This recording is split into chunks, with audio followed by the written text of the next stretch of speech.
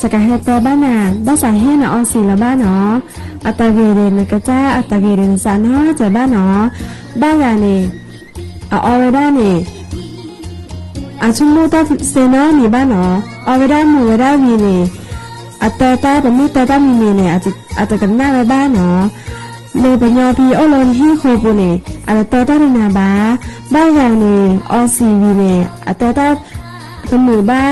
อะไรต้าเราสายวีนี่อาตาชาบ้าชาเนาะบ้านเรานี่เดี๋ยวเราเลิกแค่นี่หรอเอาสีไม่บีเนี่ยเดี๋ยวเลิกแค่นี่อะไรจงบ้าตาบ้านไหนเลยเยซาโอเนาะบ้านเราเนี่ยจงบ้าบีเนี่ยซีสุดาเนาะเลยปัญญาปีโอเคต้องเลิกคีดิสเลยโมลปันปื้นเรื่องเนี่ยเนาะบ้านชุ่มโมเกตา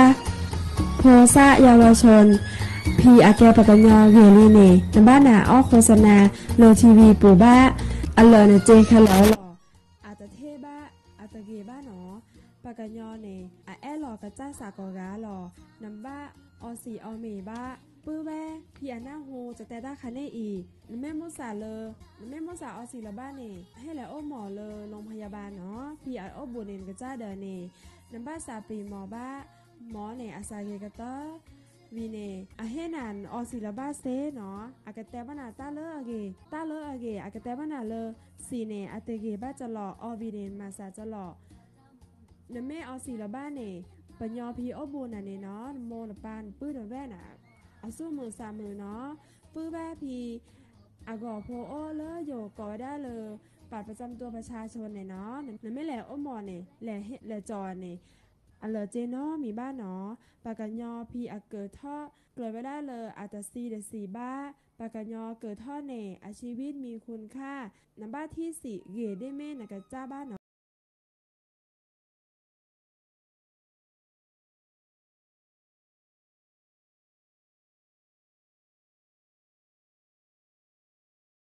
เธอพอ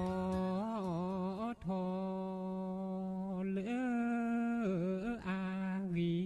ทีเลออาวีทีเลออาวีทีเกิดใจกราบไหว้สาถวายความเคารพ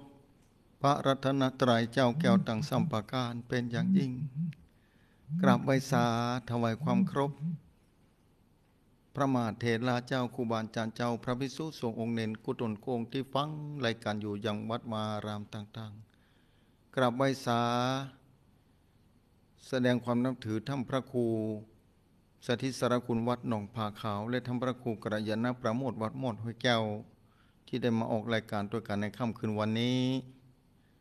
กราบไหว้สาแสดงความนับถือท่านพระครูอภิวัฒนวิกรมผู้อำนวยการสถานีวิทยุคลื่นสีข่าวเพื่อเจ้าประชาเจ้าวัดปัดตังเจริญเป็นอย่างยิ่งเจริญพรญาโยมศรัทธาสาธุชนท่านผู้ฟังทุกท่านที่ติดตามฟังรายการธรรมะจากยอดดอยในค่ำคืนวันนี้เก้ากระผมธรรมาภาพพระวรรณชัยชยานันโทวัดพุทธศรีคีรีตำบลบ้านแป้อำเภอจำตองจังหวัดเชียงใหม่ได้นำรายการนี้มาพบปะกับศรัทธาสาธุชนญาติโยมท่านผู้ฟังแห่งวัดหนึ่งชีวิตเป็นของน้อยศรัทธา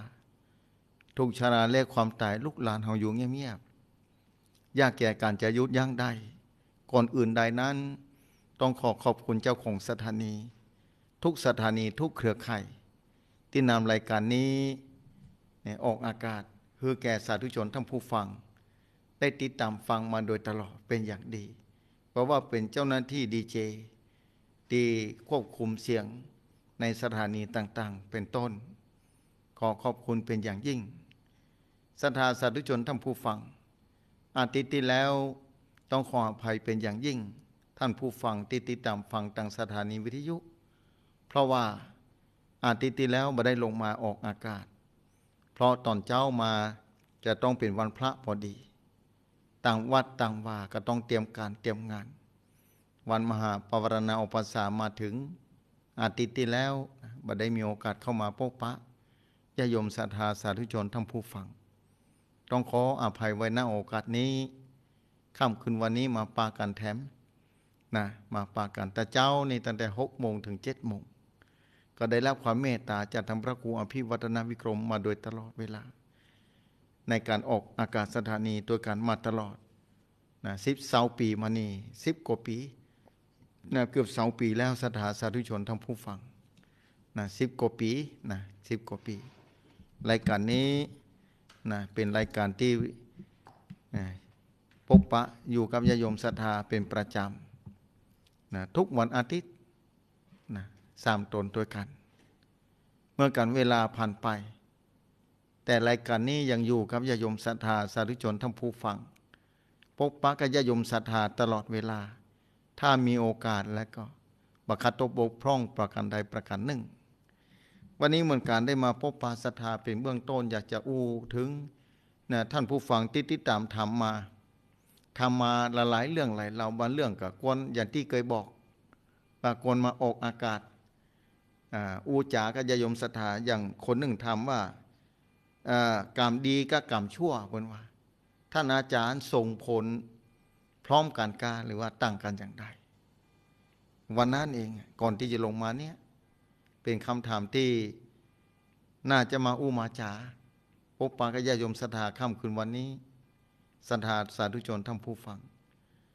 กรรมดีกับกรรมชั่วนั้นส่งผลเต้ากันก็พร้อมกันเลยการหรือว่าต่างกันอย่างใดเป็นสิ่งที่น่ากึศศรัทธากรรมดีกับกรรมบดีนั้นส่งผลต่างกันการหรือว่าส่งผลพร้อมกันกานี่ศรัทธาสาธุชนที่จริงศรัทธาสาธุชนจะต้องเดินทางของชีวิตของศรัทธาบยุทธยั้งอยู่แล้วศรัทธาได้รับกรรมมาโดยตลอดทั้งดีและบดีในแต่ละวันในแต่ละปี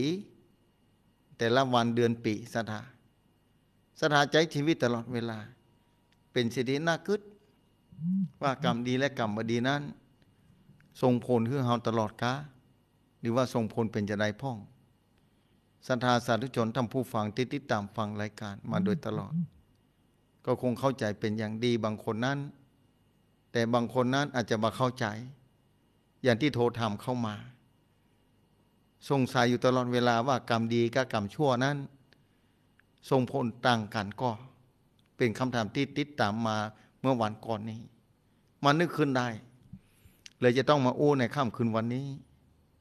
ศรัทธาสาธุชนทั้งผู้ฟังหลายพื้นที่ติดตามฟังค่ำคืนวันนี้20 กว่าสถานี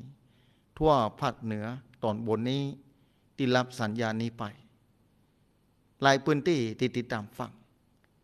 ก็เป็นที่น่าชื่นชมอนุโมทนากับเจ้าของสถานีที่มีเมตตาธรรมมาโดยตลอด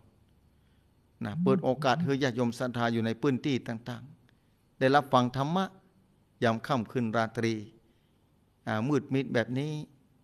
แม้จะเป็นข้างแรมไปแล้วท้องฟ้าบางทีก็มืดมนโยชีวิตศรัทธาเหมือนกันบางทีก็มืดมนไปด้วยปัญหาต่างๆนานาที่ลุมเล้าเข้ามาสู่ชีวิตของญาติโยมศรัทธาต่างๆอยู่ตลอดเวลามีหลายคนที่โทรเข้ามาถามเพราะฉะนั้นญาติโยมศรัทธาสาธุชนท่านผู้ฟังที่ติดตามฟังรายการค่ำคืนวันนี้อูจาญาติโยมศรัทธาว่ากรรมดีกับกรรมบดีนั้นส่งผลต่างกรรมต่างวาระในขณะเดียวกันแต่ถ้าถามว่าจัดเนื่องที่เราได้เกิดมานั้นนะส่งผลทั้งกรรมดีและกรรมชั่วอยู่แล้วนะแต่จะส่งพร้อมกันนั้นอาจจะต่างกันไป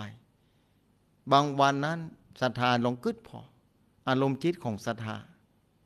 แต่ละวันนั้นวันกระใจดีศรัทธาอันนี้อยู่กับกรรมปัจจุบันตัวนะโยมถามมานี้ก็คงจะเป็นกรรมในอดีตหลายภพหลายชาติที่เคยทำมาที่ส่งผลมาที่จริงตะวันนี้ก็เป็นอดีตของวันนี้ไปแล้วศรัทธาตะวันนี้เป็นอดีตของวันนี้ไปแล้ว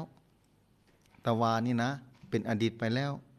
แต่เปิ้นถามว่ากรรมดีและกรรมชั่วนั้นนะส่งผลพร้อมกันก่อหรือว่าต่างกันอย่างใดต่างเวลากันกะแบบนี้ศรัทธาก็เลยบอกว่าในบางช่วงนั้นกรรมดีส่งผลในชีวิตของศรัทธาจะเห็นได้ชัดบางครั้งชีวิตของศรัทธามีความสุขมีความเจริญรุ่งเรืองสดชื่นแจ่มใสสุขภาพพรรณนามัยก็อยู่ดีมีสุขโรคภัยไข้เจ็บบ่เบียดเบียนนะแต่บางครั้งคนเราเกิดมากรรมดีก็ส่งผลมาให้เป็นมนุษย์แน่นอนอยู่แล้ว มาเป็นภพภูมิมนุษย์นี้ไม่ใช่ธรรมดาแต่กรรมดีส่งผลมาเหมือนกันในขณะที่เกิดมากรรมดีส่งผลอย่างไรศรัทธาสาธุชนท่านผู้ฟังกรรมดีส่งผลในขณะที่เรามีความทุกข์ใจมีความทุกข์กายขณะนั้นบางครั้งถ้าว่ากรรมดีส่งผลมาโลคาพยาธิหรือความทุกข์ใจก็จะค่อยๆเบาบางไปเบาบางไปนี่เป็นคำถามที่ศรัทธาทำมาอยากจะฝากไว้ครับญาติโยมศรัทธาสาธุชนท่านผู้ฟังว่า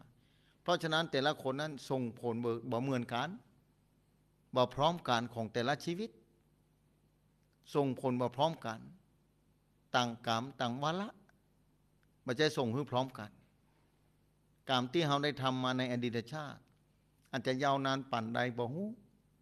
เย้ากายสถานไหลพบนานไหลกับไหลการไหลอสงขายถอยหลังไปนี่ยากแก่การจะถอยไปได้อันยาวไกลเพราะฉะนั้นศรัทธาสาธุชนท่านผู้ฟังเอาปัจจุบันนี้เป็นที่ตั้งกรรมดีและกรรมชั่วจะส่งผลขึ้นนั้นกระสุนแท้แต่แรงกรรมที่เราทำไปในปัจจุบันนี้ตัวในปัจจุบันนี้ถ้าศรัทธาทำกรรมดีไว้นั้นนักติ๊กแต่กรรมบดีนี่ที่กว่าจะส่งผลมาอย่างที่เคยอู้อยู่แล้วตั้งสถานีวิทยุเป็นประจำว่าถ้าพยายามทำแต่กรรมดีกรรมบดีที่กว่าจะส่งผลก็เข้ามาลำบากเพราะกรรมดีมันขวางไว้อยู่นะนอกจากรหัสกรรมที่จะต้องชดใช้แน่นอนนี่บ่พ้นแม้จะทำดีปานใดก็ตามแต่จะต้องได้ใช้อย่างบันดีเป็นเจ้าสุดท้ายของศรัทธาเป็นต้นเจ้าสุดท้ายกันเป็นมนุษย์บ่ต้องมาเวียนว่ายตายเกิดแห่มแล้วแบบนี้ยี่จะต้องได้ใช้ยกตัวอย่างพระอรหันต์เจ้าเป็นต้นชาติสุดท้ายของเปิ้ลจะต้องได้ใช้แม้จะสร้างบุญบารมีมาจนได้เป็นพระอรหันต์เจ้านะได้เป็นอรหันตเจ้าไปแล้วชาติสุดท้ายของท่านของพระอริยเจ้าแต่ในที่สุด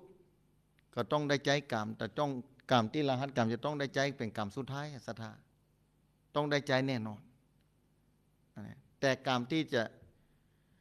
ได้ใจชาติต่อไปก็มีหรือเดือนต่อไปปีต่อไปมีคอยจ้องอยู่แล้วกรรมบดีและกรรมดีแต่บางครั้งกรรมบดีส่งผลให้เรานะเราจะได้รับความลำบากยากแค้นอันตรคาดขัดสนกึดอันใดก็ติดนะติดขัดนะมืดต่านไปหมดศรัทธาถ้าในขณะนั้นกรรมบดีส่งผลศรัทธาจะหันได้ชัดกรรมที่ดีกับบดีเนี่ยส่งผลขึ้นเนี่ยแล้วเขาจะยังมาเชื่อเลยว่ากรรมมีกับบ่มีกรรมดีกับกรรมชั่วแน่นอนจังวันนี้เขาก็หันอยู่แล้วท่านผู้ฟังที่ติดตามฟังและถามเข้ามาเป็นแน่แท้เพิ่นบอกว่าฟังรายการท่านอยู่เพราะฉะนั้นศรัทธาที่ถามมาน่าจะฟังอยู่วันก่อนนี้เองนะว่ากรรมดีกับกรรมดีส่งผลพร้อมกันกันจะส่งผลในต่างกันต่างกรรมต่างวาระอย่างที่บอกแต่บางครานั้นกรรมดีส่งผลโอ้ปีนั้นเนี่ยบางปีเนี่ยกรรมดีส่งผลอยู่เนี่ยอยู่ดีมีสุขทำมาหากินเจริญรุ่งเรืองกรรมอันใดก็เป็นเงินเป็นคำก้าอันใดก็เป็นกรรมหายไปตรงหมดถึงเสี่ยงศรัทธาสาธุชนปลูกผักปลูกไม้ผลหมากลักไม้ออกดอกออกผลได้ราคาเป็นอย่างดีแท้แต่บางปีนั้นเล่าแม้หน่วยมันจะดีแท้น้ำหนักก็บ่ดีแม้หน่วยมันจะดีแต่ราคาก็ตกต่ำเป็นแบบนั้นศรัทธาบอกว่าผลหมากลักไม้การค้าการขายแต่บางครั้งเราถือแบบนั้นบ่ได้เหมือนกันมีศรัทธาจะแย้งขึ้นมาว่ากรรมบางอย่างมันรวมกันอย่างระดับประเทศกรรมร่วมกันเกิดในประเทศไหนในกรรมร่วมเพิ่นว่าเศรษฐกิจบ่ดีเป็นต้นถ้าเศรษฐกิจบ่ดีเนี่ยทั่วประเทศทั่วโลกเนี่ยเป็นกรรมร่วมกันได้เกิดมาในระยะเดียวกันเกิดในประเทศเดียวกันหมู่บ้านเดียวกันตำบลเดียวกันอำเภอเดียวกันจังหวัดเดียวกัน หรือประเทศเดียวกันถ้ากรรมร่วมเป็นว่ากรรมระดับประเทศบางครั้งกรรมบริหารการจัดการเดี๋ยวเป็นรหัสกรรมเหมือนกันนะได้รับผลกระทบพร้อมกันหมดเลยเศรษฐกิจพ่องภัยธรรมชาติพ่องบางทีต้องตายพร้อมกันพ่องอย่างที่ข่าวที่ผ่านมาบ่ฮู้ว่าเป็นกรรมอันหยังละออนต้องตายพร้อมกันอย่างที่เคยอู้ทางสถานีหลายวันที่ผ่านมานะตายพร้อมกันหมดเลยโดนยิงตายหมดเนี่ยเกิดมาร่วมกันอยู่ในโรงเรียนเดียวกันศูนย์เดียวกันอันนี้เป็นกรรมร่วมเนี่ยอันนี้คือกรรมที่บดีส่งผลพร้อมกันนะศาสนาจะหันได้ชัดไม่ใช่เฉพาะคนเดียวนะหลายคนนะพร้อมกันอย่างบางประเทศเนี่ยเจอภัยธรรมชาติหันก่อศรัทธาบอกว่าฟิลิปปินส์ก็ดีไต้หวันก็ดีเนี่ยแผ่นดินไหวญี่ปุ่นก็ดีสึนามิคลื่นพายุฝนเข้าไปถล่มนะเกาหลีใต้ก็ดีเนี่ยเป็น100 ปีเพิ่นบอกว่าอย่างนั้นน้ำบ่เคยท่วมไปพร้อมกันเจอภัยพร้อมกันอย่างประเทศไทยตอนนี้เป็นต้นเป็นระดับจังหวัดหลายๆจังหวัดระดับประเทศที่ภัยยังบ่ตอนนี้น้ำยังบ่เหือดหายต้นนาศรัทธาบางพื้นที่นี่น้ำยังบ่ลดเถอะเป็นที่น่าหันใจก็ส่งกำลังใจไปฮือกันฮือจังหวัดนั้นๆหมู่บ้านนั้นๆตีน้ำท่วมฮือลดอย่างรวดเร็วฮือคืนสู่ความเป็นปกติของความเป็นอยู่โดยรีบด่วนด้วยแรงบุญที่ทุกคนสั่งสมมาในชาตินี้ทั่วประเทศทั่วโลกแบบนั้นสถานีกรรมร่วมกันหันก็แต่เนี่ยบางคนก็อยู่ในสถานที่ดีปฏิรูปประเทศวาสะนะอยู่ประเทศที่อำเภอกวนบางทีต้องเกิดมาพร้อมกันมาเจอปัญหาพร้อมกันไม่ใช่คนเดียวเนี่ยพร้อมกันอย่างน้ำท่วมเป็นต้นพร้อมกันศรัทธาน่าหันใจแค่ไหนกึดผอภัยก็มาต้องการนะภัยมาต้องการน้ำท่วมแบบนี้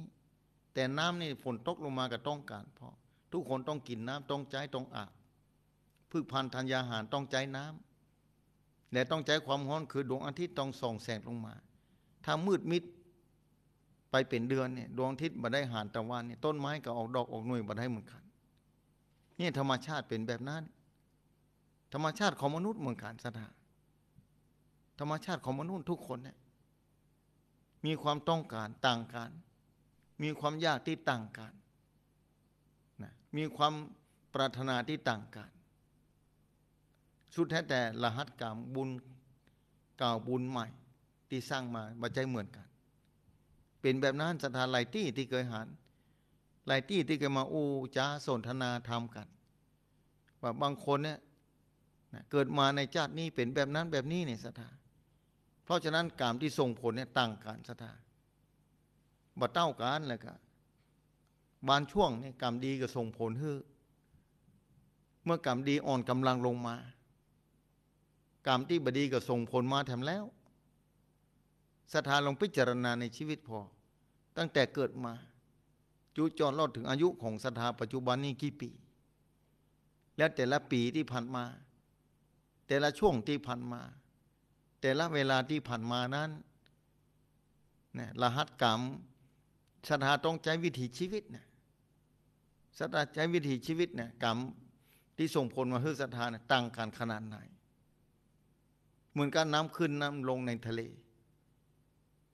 บางช่วงทะเลน้ำขึ้นหนุนขึ้นมาอย่างตอนนี้ทะเลหนุนขึ้นมาน้ำขึ้นบางทีกับน้ำลงเนี่ยขึ้นลงแบบนี้อันนี้สัจธรรมความเป็นจริงของพระพุทธเจ้าที่ค้นพบนั่นคือความบันแน่นอนของสรรพสิ่งในโลกนี้บอกว่าสิ่งนั้นมีวิญญาณครองก็ดีบ่มีวิญญาณครองก็ดีศรัทธาสาธุชนทั้งผู้ฟังเนี่ยเป็นอนิจจังทั้งนั้นโลกนี้เป็นอนิจจังทั้งนั้นชีวิตของสรรพสัตว์ในโลกนี้รวมถึงมนุษย์ด้วยแล้วสิ่งที่บ่มีวิญญาณกับต่างๆตกอยู่สภาพแบบนี้เพราะฉะนั้นทุกอย่างบันแน่รหัสกรรมก็เหมือนกันกรรมดีกับกรรมบดีกรรมชั่วที่ส่งผลมาให้เนี่ยสุดแท้แต่แล้วภัยบ่เป็นผู้บัญชาการของกรรมแล้วภัยบ่เป็นใหญ่ภัยบ่เป็นใหญ่เหนือกรรมนี้ กัมมุนาวัตติโลโกสัตว์โลกย่อมเป็นไปตามกรรมย่อมเป็นไปตามกรรมศรัทธาเป็นไปตามกรรมที่สร้างไว้จัดก่อนปันหลังหลายคนอาจจะย้อนถอยพอมาได้พอระลึกชาติมาได้หลายคนอาจใครหูแต่ระลึกชาติมาได้นอกจากคนที่เคยสั่งสมมาฝึกแนวทางสมถะภาวนาและวิปัสสนาภาวนาพยายามอย่างเต็มที่ตะวันที่จะได้ความหูพิเศษนี้นั่นคือเป็นว่าอาติตาสยานถอยหลังไปพอได้ว่า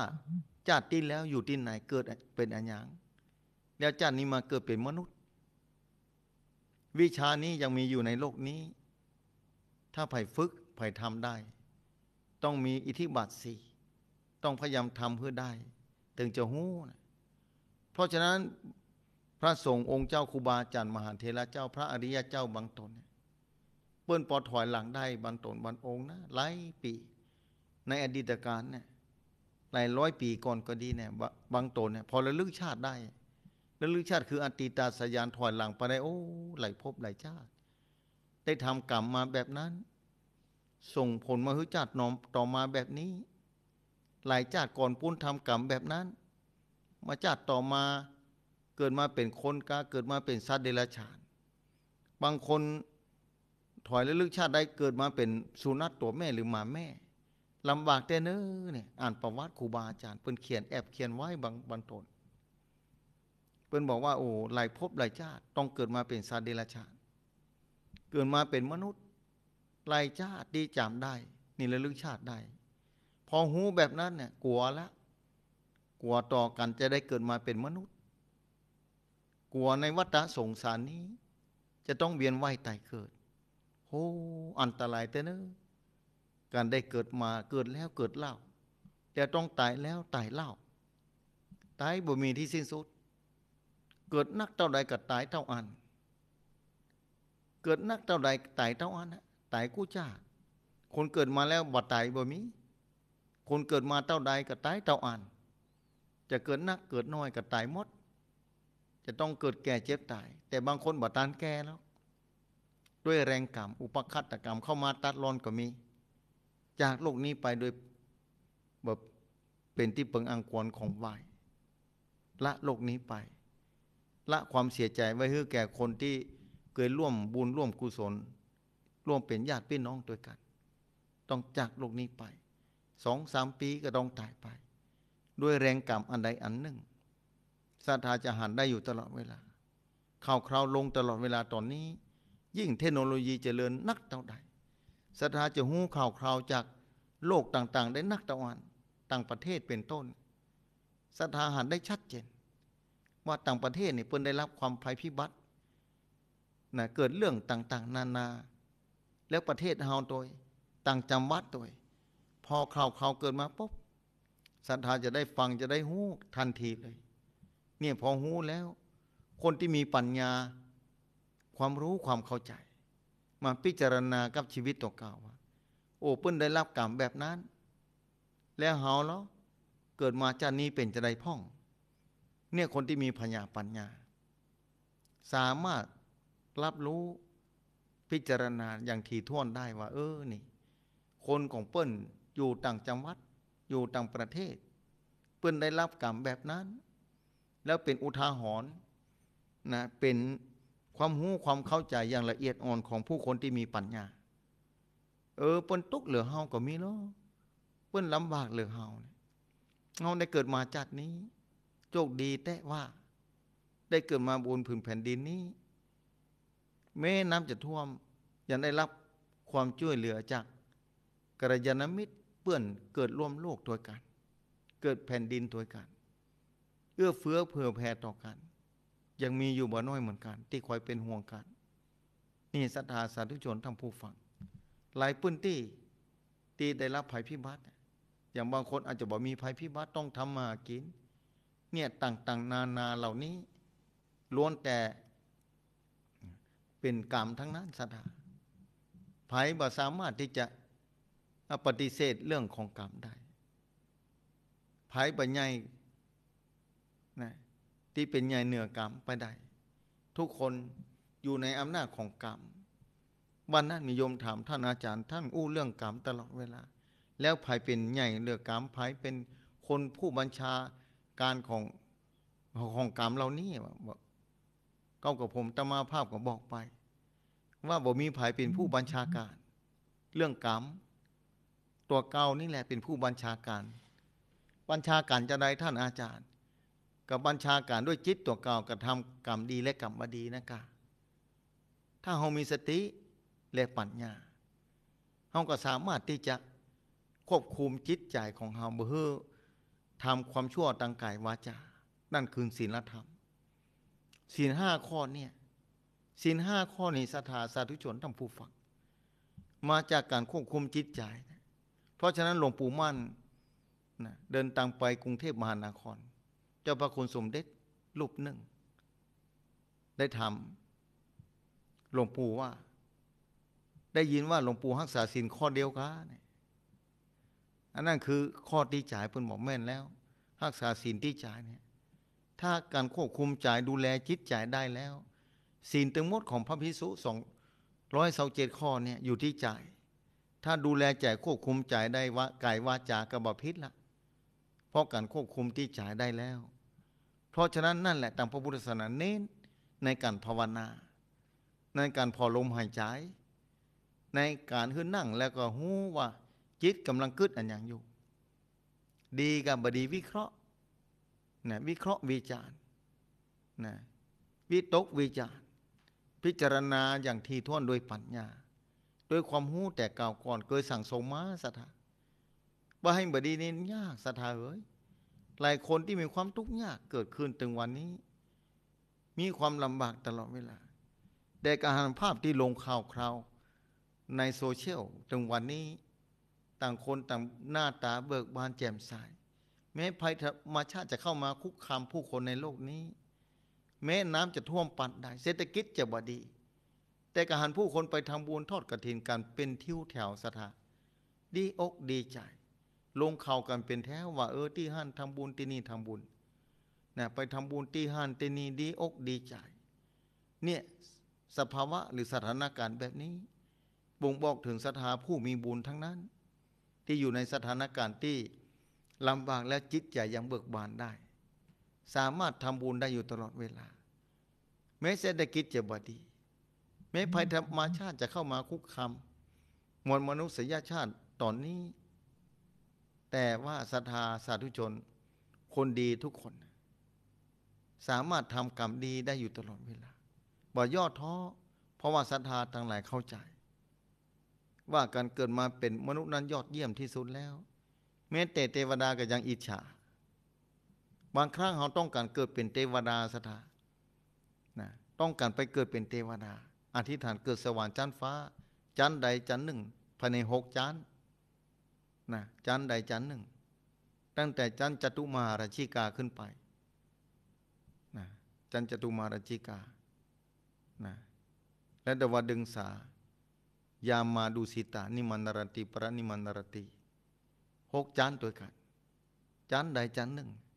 แต่ในที่สุดถ้าบุญเสี่ยงจากการเป็นเทวดาบุญก็เสี่ยงได้เหมือนกันถ้าใจแล้วทุกอย่างมันก็เสี่ยงได้แล้วจะต้องลงมาเกิดบอกว่าจะไปเกิดที่ไหนแถมแล้วถ้ากรรมบดีส่งผลอย่างที่บอกอย่างที่คนกรรมดีกับกรรมชั่วส่งผลพร้อมกันก็ต่างกันถ้ากรรมดีส่งผลคือศรัทธาตายชาตินี้ไปเกิดเป็นเทวดาศรัทธาจะเสวยผลของกรรมดีไปก่อนเมื่อหมดกรรมดีไปแล้วกรรมนั้นแหละศรัทธากรรมอันอย่างที่หลงเหลืออยู่ไว้ถ้ากรรมบดีส่งผลศรัทธาก็จะต้องใช้ไปเสวยผลกรรมบดีเหล่านั้นถ้าไปเป็นสัตว์เดรัจฉานจะต้องไปถ้ามาเป็นมนุษย์ลงมาจากสวรรค์มาเป็นมนุษย์ก็ยังดียังแขวนน้อยที่มีโอกาสที่จะต่อสร้างความดีไปเรื่อยๆแต่ความดีที่สูงขึ้นไปนั่นคือการรักษาศีลเนี่ยศีลสมาธิปัญญานี่พัฒนาขึ้นมาจากการศีลภาวนาศีลสมาธิปัญญานี่สูงขึ้นมาโอ้บักกล้าทำความชั่วแล้วชาตินี้ ยิ่งบางคนระลึกชาติได้บางคนตายแล้วเกิดตายแล้วฟื้นไม่ใช่ตายแล้วเกิดขออภัยตายแล้วฟื้นน่ะพอคนตายแล้วฟื้นนี่บ่กล้าทำความชั่วเลยมีตอนนักที่ตายแล้วฟื้นตายแล้วฟื้นมีหลายเรื่องหลายเล่าที่คนที่มีประสบการณ์ลงข่าววิทยุหนังสือพิมพ์แต่ก่อนว่าตายแล้วฟื้นขึ้นมาพอตายไปแล้วไปตกนรกหมกไหม้เพิ่นยับพิษตัวไปเพิ่นว่ายับพิษตัวไปหาในนรกนะพอโยมพวันถามว่าชื่อนั้นจับคนนี้พิษคนไปแล้วนี่พอพิษคนไปแล้วต้องส่งปิกมาพอส่งปิกมาศรัทธาสาธุชนท่านผู้ฟังคนนั้นจะบ่กล้าทำความชั่วแถมต่อไปเพราะเปิ้นนะตายแล้วฟื้นมีนักต่อนักที่ลงแถมบ่พอจำได้โดยว่าไปหันรายชื่อคนที่จะต้องตายคนต่อไปจากของเปิ้นเปิ้นเอาตัวไปพิษพอจำคนนั้นในนี่วันที่ตะวันเตาอีจำได้ชัดเจนเมื่อจำได้ชัดเจนศรัทธาสาธุชนท่านผู้ฟังพอถึงเวลาปุ๊บบอกเปิ้นคนนั้นก็เจ็บป่วยกำเดียวตายไปศรัทธาสาธุชนบอกไปหลายคนมีคนมาขอร้องขอเถอะอย่าได้ไปบอกต่อไปแทนคนที่หูตัวว่าวันนั้นจะตายนี่ทำจิตใจบ่ได้ภาวะพะวง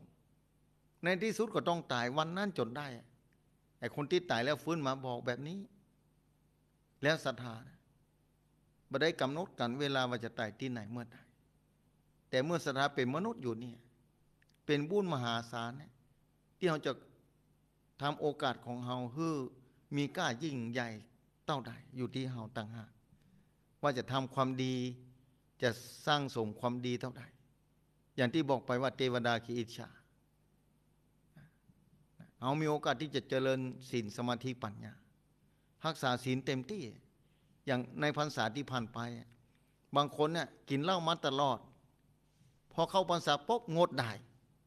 ยังดีงดได้3 เดือนมีคนเนี่ยถามมาท่านอาจารย์บอกสามีข้าเจ้าเราคือเปิ้นอดตลอดภายได้ว่านี่โอ้อาตมาจะไปขอเปิ้นโอ้ฟังแล้วสุดแต่บุญของเปิ้นเนาะบอกเปิ้นไปขอท่านอาจารย์ช่วยบอกคำนะบางคนก็มีบุญวาสนาต่อกันนะเคยสั่งสมบุญมาโดยกันพอเปิ้นฟังแล้วเปิ้นก็ยุดโดยปริยายแบบนี้ก็มี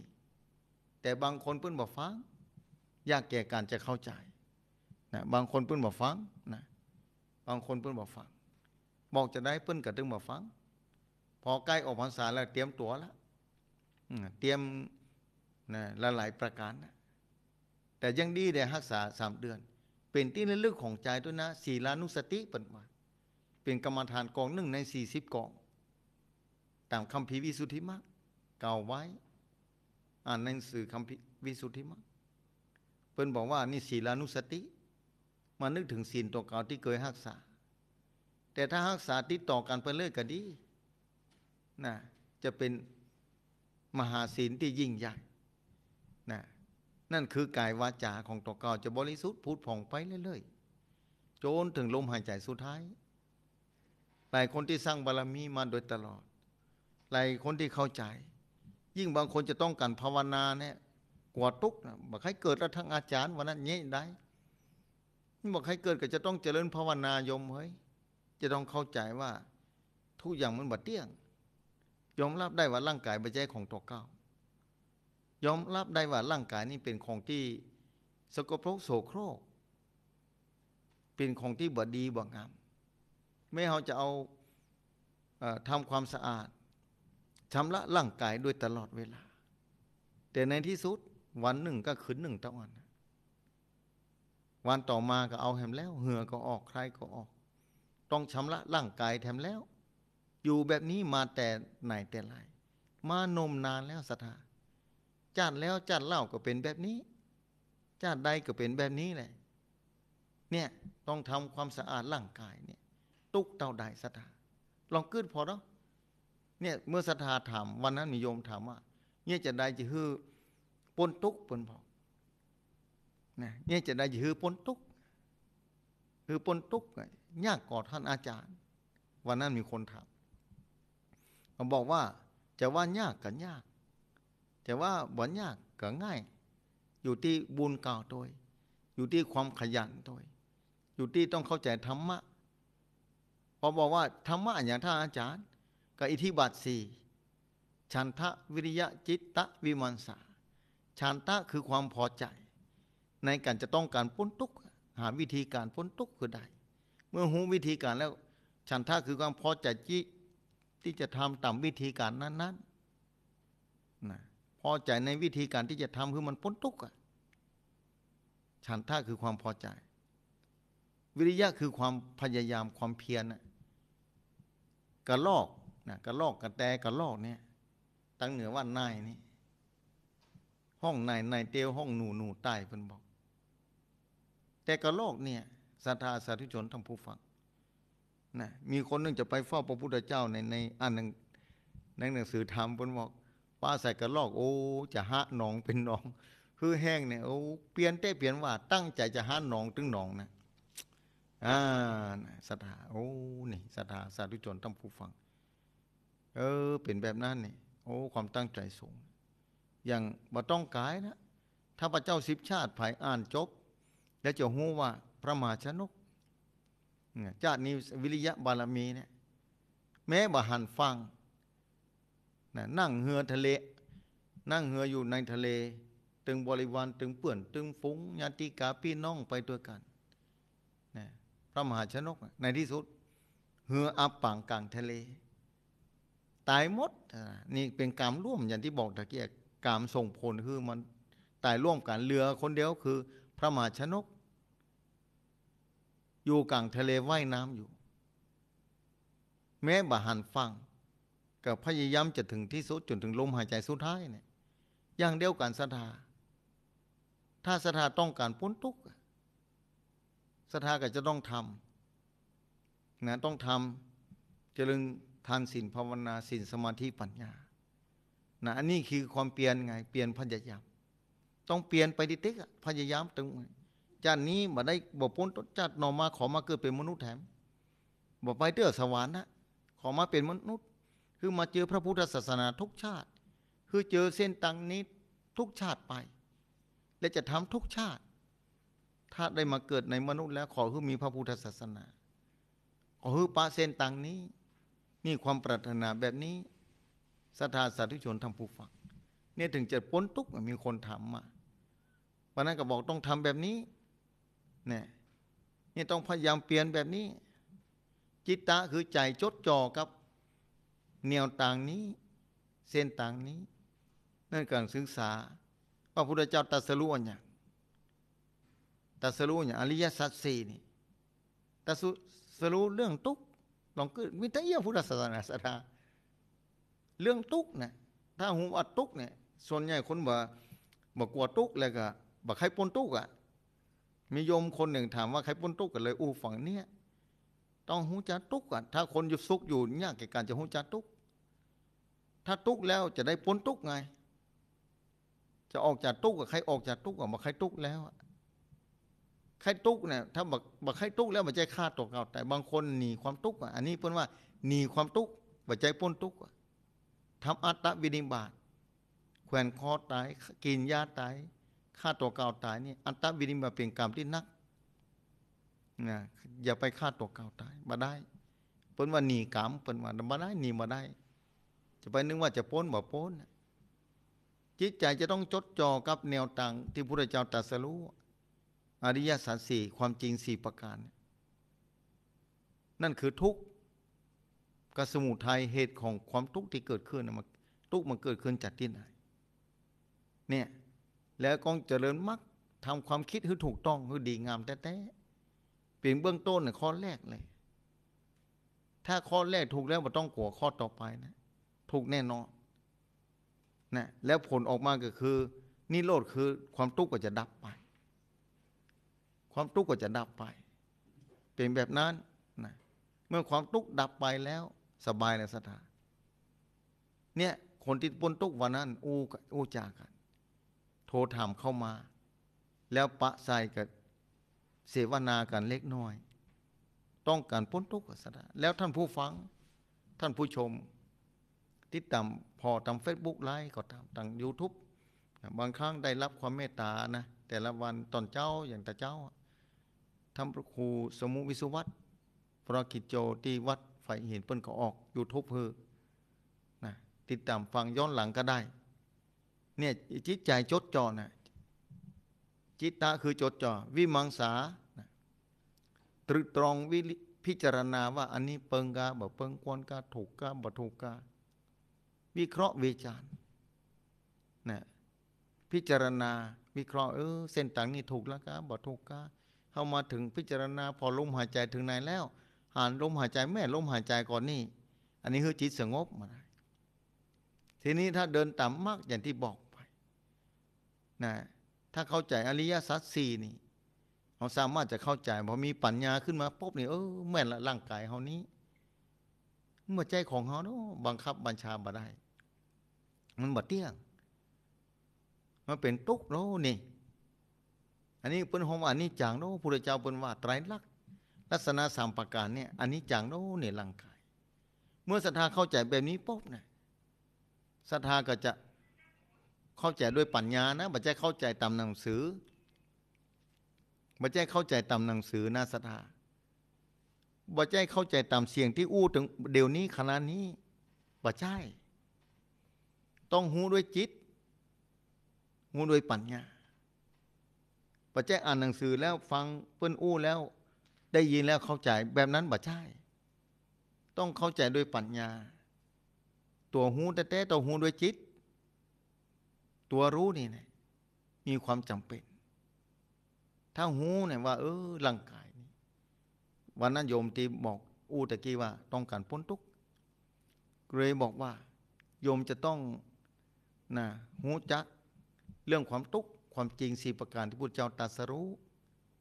และโยมจะต้องพยายามในความเปลี่ยนตัวอาศัยฉันทะวิริยะจิตตาวิมังอิทธิบาท4ก็จะต้องมีแล้วโยมพยายามไปเถอะชาตินี้ถ้าคำวัฏสงสารบ่ได้บ่พ้นทุกข์ชาติต่อไปมาแถมมาปะเส้นทางนี้แถมอย่างวันนี้จะไปที่ไหนอย่างอยู่จอมตองจะไปเชียงใหม่รถบ่มีล้อบ่มีจะต้องเตียวนี่แต่เส้นทางถูกแล้วปะแล้วเส้นทางไปวันนี้วันค่ำก็บ่ถึงเนี่ยเชียงใหม่มันไกลจอมตองขึ้นไปเนี่ยหลาย10 กิโลนะวันเดียวบ่พอดบ่แผวแต่ต้องใจ2 วัน 3 วัน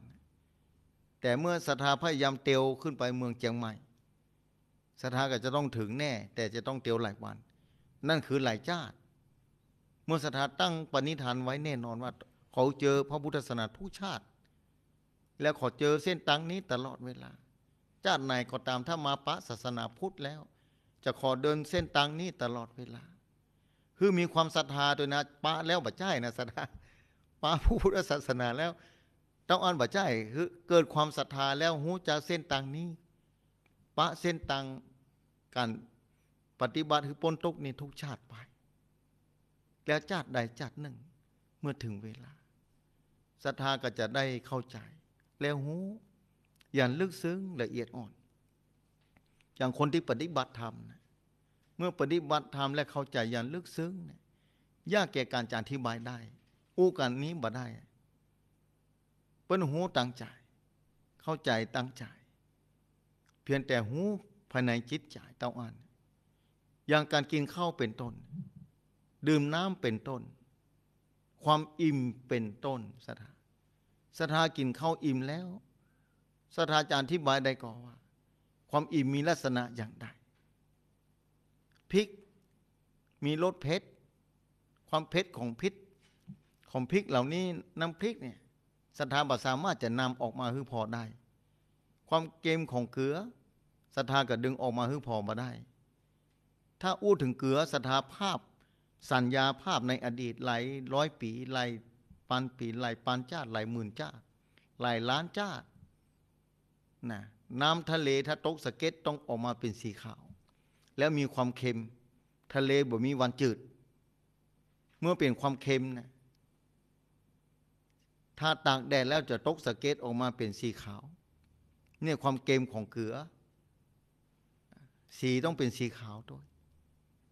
แล้วเกมมีลักษณะอย่างใดออกมาพอมาได้แต่สัญญาภาพที่เกิดหลายภพหลายชาติที่ประสบมาจะมีลักษณะเป็นหูได้เฉพาะตนเพราะฉะนั้นธรรมะของพระพุทธเจ้าศรัทธาสาธุชนท่านผู้ฟัง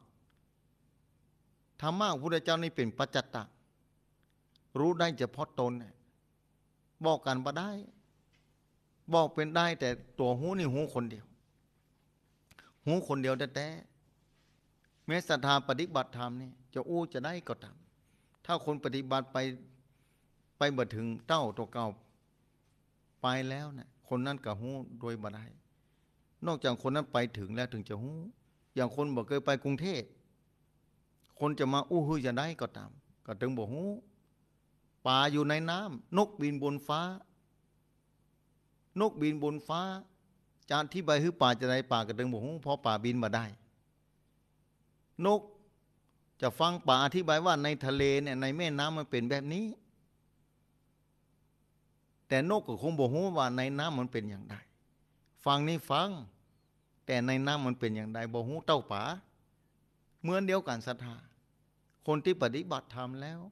คนที่เข้าใจแล้วสำหรับพระพุทธศาสนาคนที่เจริญเต็มที่ในพระพุทธศาสนานี้แม้ชาติหน้ายังมีอยู่แต่เปิ้นบ่ท้อถอยในการเกิดมาเพื่อจะเจอพระพุทธศาสนาเพื่อจะเจอเส้นนี้เพื่อการพ้นทุกข์การพ้นทุกข์เนี่ยคือบ่มีอย่างเหลือแล้วนะจุดนี้แหละเป็นจุดของพระพุทธศาสนาหลายศาสนาในโลกนี้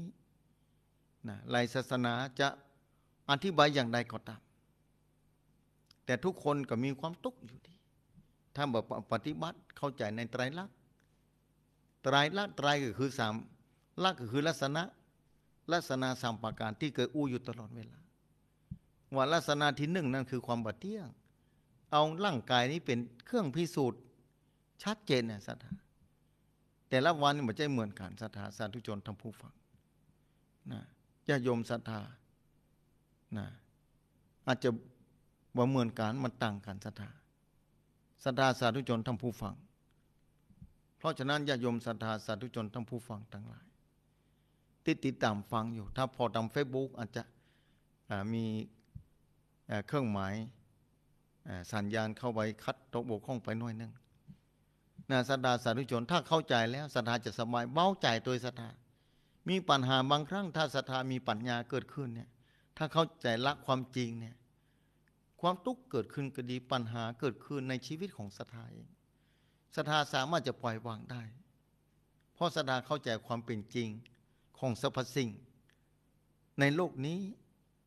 ว่าบัดเที่ยงชีวิตของศรัทธาทุกคนเหมือนกันที่ฟังอยู่ตอนนี้ที่พออยู่ตอนนี้ที่ชมอยู่ตอนนี้ถ้าศรัทธามาพิจารณาลองพิจารณาก็ก้อยพิจารณาเตื้อศรัทธาบางคนก็ละจากผัวไปแล้วบางคนก็ตายจากภรรยาไปแล้วเป็นแบบนั้นศรัทธาแล้วทุกคนก็บ่เที่ยงอยู่ด้วยกันบ่ใจตลอดรอดฟังบ่ถึง100 ปีคนเฮาเกิดมาเมื่อเฮาบ่ถึง100 ปียอมรับความเป็นจริงได้ก็ว่าอยู่บ่ถึง100 ปีเมื่อยอมรับความเป็นจริงว่าบ่อยู่บ่ถึง100 ปีนะและศรัทธาเจ้าหยังปานใดคนที่เกิน100ก็มีบ่กี่คนนะที่ศรัทธาฮู้จักแต่เมื่อบ่ถึง100 ปีศรัทธาเอ้ยแล้วไผเอาหยังปานใดพ้องในโลกนี้ถ้าศรัทธามันพิจารณาแบบนี้ศรัทธาจะปรงตกแต่เนาะเฮาก็เอาผัวไปบ่ได้ผัวเอาเฮาไปบ่ได้ลูกเอาพ่อแม่ไปบ่ได้ถ้าตายจากพ่อแม่ไปพ่อแม่ตายจากลูกไปก็หิ้วลูกไปบ่ได้ต่างคนต่างต้องจากโลกนี้ไปทั้งนั้นนี่ศรัทธาสาธุชนเกิดแบบนี้ตลอดเวลาอยู่ในสมองอยู่ในความคิดอยู่ตลอดเวลาอันนี้ศรัทธาเริ่มเข้าใจไตรลักษณ์แล้วนี่คือตัววิปัสสนาตัวความเป็นจริงนะทำความคิดถูกต้องขึ้นมาเต้นน้อยจิตใจศรัทธาจะเริ่มผ่องใสขึ้นมาเต้นน้อยว่าเป็นจริงอย่างอันแท้เนี่ยญาติกาพี่น้องคนแล้วคนเล่าที่จากเฮาไปบ่ฮู้ว่าไปอยู่ที่ไหนและทรัพย์สมบัติที่เปิ้นเคยได้ทรัพย์สมบัติที่เปิ้นเคยมีเปิ้นก็เอาไปบ่ได้สิ่งที่เปิ้นเคยต้องการสิ่งที่ต้องการนั้นได้มาแล้วก็ยังอยู่แบบนั้นบ่ ประวัติที่ดินประวัติทรัพย์สมบัติที่เฮาหูเฮาหันกับเปิ้นในที่สุดเปิ้นเคยเป็นเจ้าของในที่สุดก็ต้องจากกันเป็นเจ้าของไปโดยบ่มีโอกาสที่จะต่อรองอะไรได้เลยเพราะฉะนั้นเวลาที่เหลือของศรัทธานี่แหละเป็นเวลาที่มีกล้ามาศึกษาเรียนรู้พระพุทธศาสนาด้วยกันต้องการพ้นทุกข์อย่างโยมทำวันนั้นอาศัยความเพียรพยายามอาศัยกรรมดีและกรรมบดีในจากก่อนต้วยปัจจุบันเราก็จะต้องทำกรรมดีกับกรรมบดีเนี่ยมันจะไปโดยกันแต่ต้องเน้นกรรมดีขึ้นนักที่กรรมบดีที่ทำไปอาจจะพลั้งเผลอสติบัดเต็มรอบปัญญาควบคุมบัดตันทำให้พลั้งเผลอไปปัจจัยน้อยเหมือนกันเพราะมาจากแรงกรรมยากแก่การจะอธิบายในบรรเรื่องบรรเล่าต้องรู้จักโดยตัวเก่าหลายอย่างในชีวิตของศรัทธาเข้าใจศรัทธาเป็นอย่างยิ่งว่าหลายคนยังทุกข์อยู่หลายคนยังลำบากหลายคนยังมีปัญหาหลายคนบ่สามารถคลี่คลายปัญหาลงได้ที่เกิดขึ้นกับชีวิตประจำวันแต่ทำจะได้เล่าปัญหาเหล่านี้จะคลี่คลายเพราะฉะนั้นอยู่ที่บุญวาสนาอยู่ที่ตัวเก่าจะต้องค้นหาความเป็นจริงของชีวิตว่าความจริงของชีวิตนั้นคืออันอย่างอยู่ที่ใดแบบนั้นศรัทธาสาธุชนทั้งผู้ฟังญาติโยมศรัทธาสาธุชนทั้งหลาย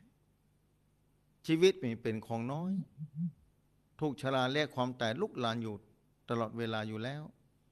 ญาติโยมศรัทธาสาธุชนทั้งผู้ฟังหลายพื้นที่ที่โทรเข้ามาถามปัญหาในชีวิตประจำวันแต่บางคนก็ถามแล้วโทรเข้ามาถามในบางช่วงบางเวลาเวลาซ้ำบ่มีโอกาสได้รับสายก็มีศรัทธาสาธุชนทั้งผู้ฟังก็ต้องขออภัยตัวบางช่วงเวลาบัดจับบ่ว่างบ่ดีเพราะฉะนั้นก็ต้องขออภัยเป็นอย่างยิ่งขอญาติโยมศรัทธาเข้าใจตามนี้บันเตื้อก็อาจจะตอบรับโทรศัพท์ตานบางคนก็มีปัญหาโทรเข้ามาอูจา10 นาทีพ่อง15 นาทีพ่องในช่วงที่ว่างก็อูจาได้บางคนขอเกินชั่วโมงได้ก่อท่านอาจารย์ได้เหมือนกันถ้ามีเวลาว่างก็ได้สบายตอนนี้ขอประกาศข่าวสารงานบุญของน้องศรัทธาเวลาไล่ตัวมาติ๊กที่จริงใครอูจาพบพระศรัทธาไปเรื่อยๆนั่นแหละอาทิตย์หนึ่งมาปากันเตื้อหนึ่งในวันอาทิตย์นี้ตั้งแต่2 ทุ่มมาแล้วจะเข้า3 ทุ่มก็จะได้เข้าสู่รายการอุจจาภาษาธรรมเหลือเวลา5 นาทีประกาศข่าวสารงานบุญนะจดไว้ตานพ่องมาตันนึกขึ้นได้รายการที่1ก็คือการทอดกฐินที่วัดม่อนห้วยแก้ววันที่22นั่นที่ท่านพระครูกัลยาณประโมทวัดม่อนห้วยแก้ววันที่22ศรัทธาสาธุชนทั้งผู้ฟังวันที่22ญาติโยมศรัทธาสาธุชนทั้งผู้ฟังทั้งหลายวันที่22นั้นเป็นวันที่ทอดกฐินที่วัดม่อนห้วยแก้ว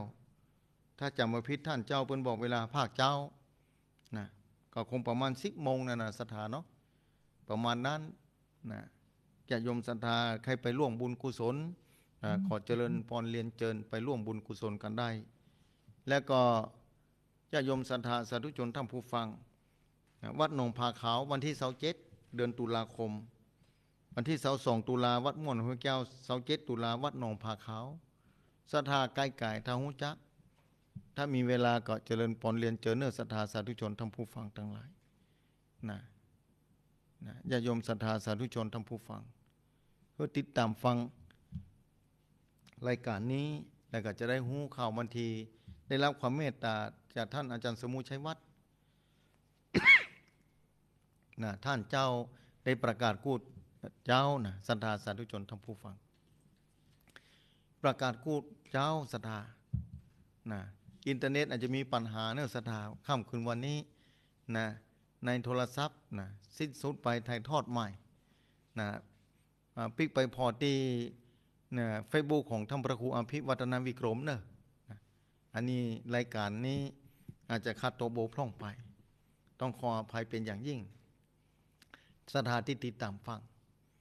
ญาติโยมศรัทธาสาธุชนท่านผู้ฟังวัดม่อนฤาษีก็มีอยู่2 วันด้วยกันวันที่29นี่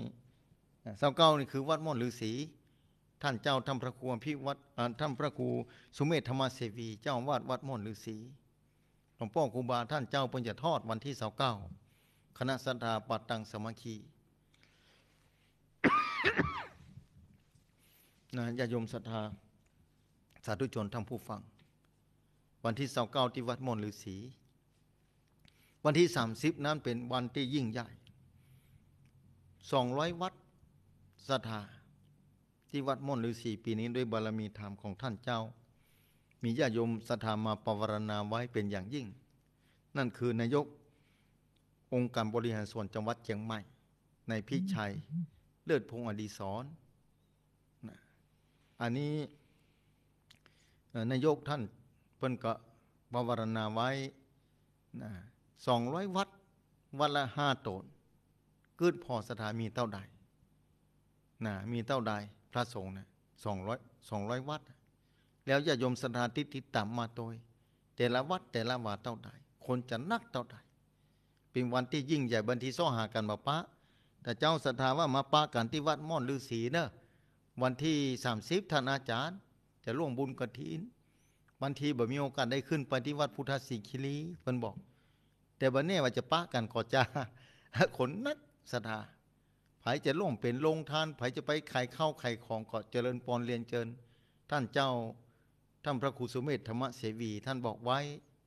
ว่าไผพ่องใครไปร่วมกิจกรรม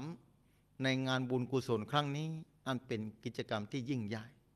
เจริญปอนเรียนเชิญมาได้ที่วัดม่อนฤาษีวันที่30ตุลาเนศดาไผจะมาขายข้าวขายของไผแค่ร่วมบุญ200วัดวันละ1 บาท200 บาทได้ปีนี้ได้ทำ200วัดเจริญปอนเรียนเชิญบางคนอาจจะวัดละ2 บาทก็เป็น400 บาทบางคนที่พอมีที่พอที่จะทำได้ก็เพิ่มขึ้นตามลำดับก็สุดแท้แต่ญาติโยมศรัทธาสาธุชนท่านผู้ฟังเพราะฉะนั้นญาติโยมศรัทธาที่ติดตามพอตาม Facebook ต้องขออภัยตัวเนื่องตะกี้อินเทอร์เน็ตมีปัญหาของอินเทอร์เน็ตวัดพุทธสิคีรีต้องขออภัยตัวแต่ถ่ายทอดใหม่แล้วตอนนี้ถ่ายทอดเข้ามาใหม่แล้วแล้วก็วัดพุทธสิคีรีวันที่6วันอาทิตย์วันอาทิตย์ที่6เดือนพฤศจิกายน2565ปีนี้ขอเจริญปอนเรียนเชิญญาติโยมศรัทธาเดินทางขึ้นไปร่วมทำบุญทอดกฐินที่วัดพุทธสิคีรีโดยพร้อมเพรียงกันจะทอดตอนบ่ายหลังจากฉันเพลแล้วศรัทธาสาธุชนที่จะร่วมไปถวายภัตตาหารเพลก็เป็นตีหน้าอนุโมทนาขอแสดงความยินดีไว้ล่วงหน้าเป็นอย่างยิ่งในวันที่6ที่จะมาถึงเดือนพฤศจิกายนนี้ญาติโยมศรัทธาสาธุชนท่านผู้ฟังเพราะฉะนั้นในโอกาสนี้ญาติโยมศรัทธาก็แจ้งเข้ามาก็ได้แจ้งเข้ามาก็ได้จะได้จดไว้ที่ลงทานก็จะทำไว้อย่างกู้ปีได้ทำไว้อย่างกู้ปีเพราะฉะนั้นขอเจริญปอนเรียนเชิญเนาะเวลาได้พอดีศรัทธาจะได้อุจาภาษาธรรมต่อไปเป็นช่วงรายการ3 ตนด้วยกันโดยมีท่านพระครูสถิตสารคุณวัดหนองผาขาวตำบลน้ำดิบอำเภอป่าสังจังหวัดลำพูนและท่านพระครูกระยาณประโมทวัดม่อนห้วยแก้วเดินทางมาออกรายการด้วยกันค่ำคืนวันนี้ได้เวลาพอดีแล้วเปิ้งก่อนกับเวลาจะเข้าสู่รายการจากภาษาธรรมจะขอกราบไหว้สาราธนาท่านพระครูสถิตสารคุณวัดหนองผาขาวเข้ามาพบปะกับญาติโยมศรัทธาในช่วงนี้ต่อไปขอกราบไหว้สาราธนาครับผมขอรับน้อมได้พระรัตนตรัยมันมีพระพุทธเจ้าพระธรรมเจ้าพระสังฆเจ้าไว้เนื้อกระหม่อมจอมเกล้าขอถวายความเคารพแสดงความนับถือมายังครูบาอาจารย์พระสงฆ์องค์สังฆเจ้าที่ฟังรายการที่วัดที่วาทุกรูปทุกตนทุกองค์ด้วยความนับถือเป็นอย่างสูงครับขอแสดงความนับถือมายังท่านอาจารย์อรชัยชยานันโทพร้อมกับท่านพระครูกัลยาณประโมท ที่ร่วมออกรายการในวันนี้แต่การด้วยความนับถือครับขอความผาสุกห่มเย็นและความเจริญในธรรม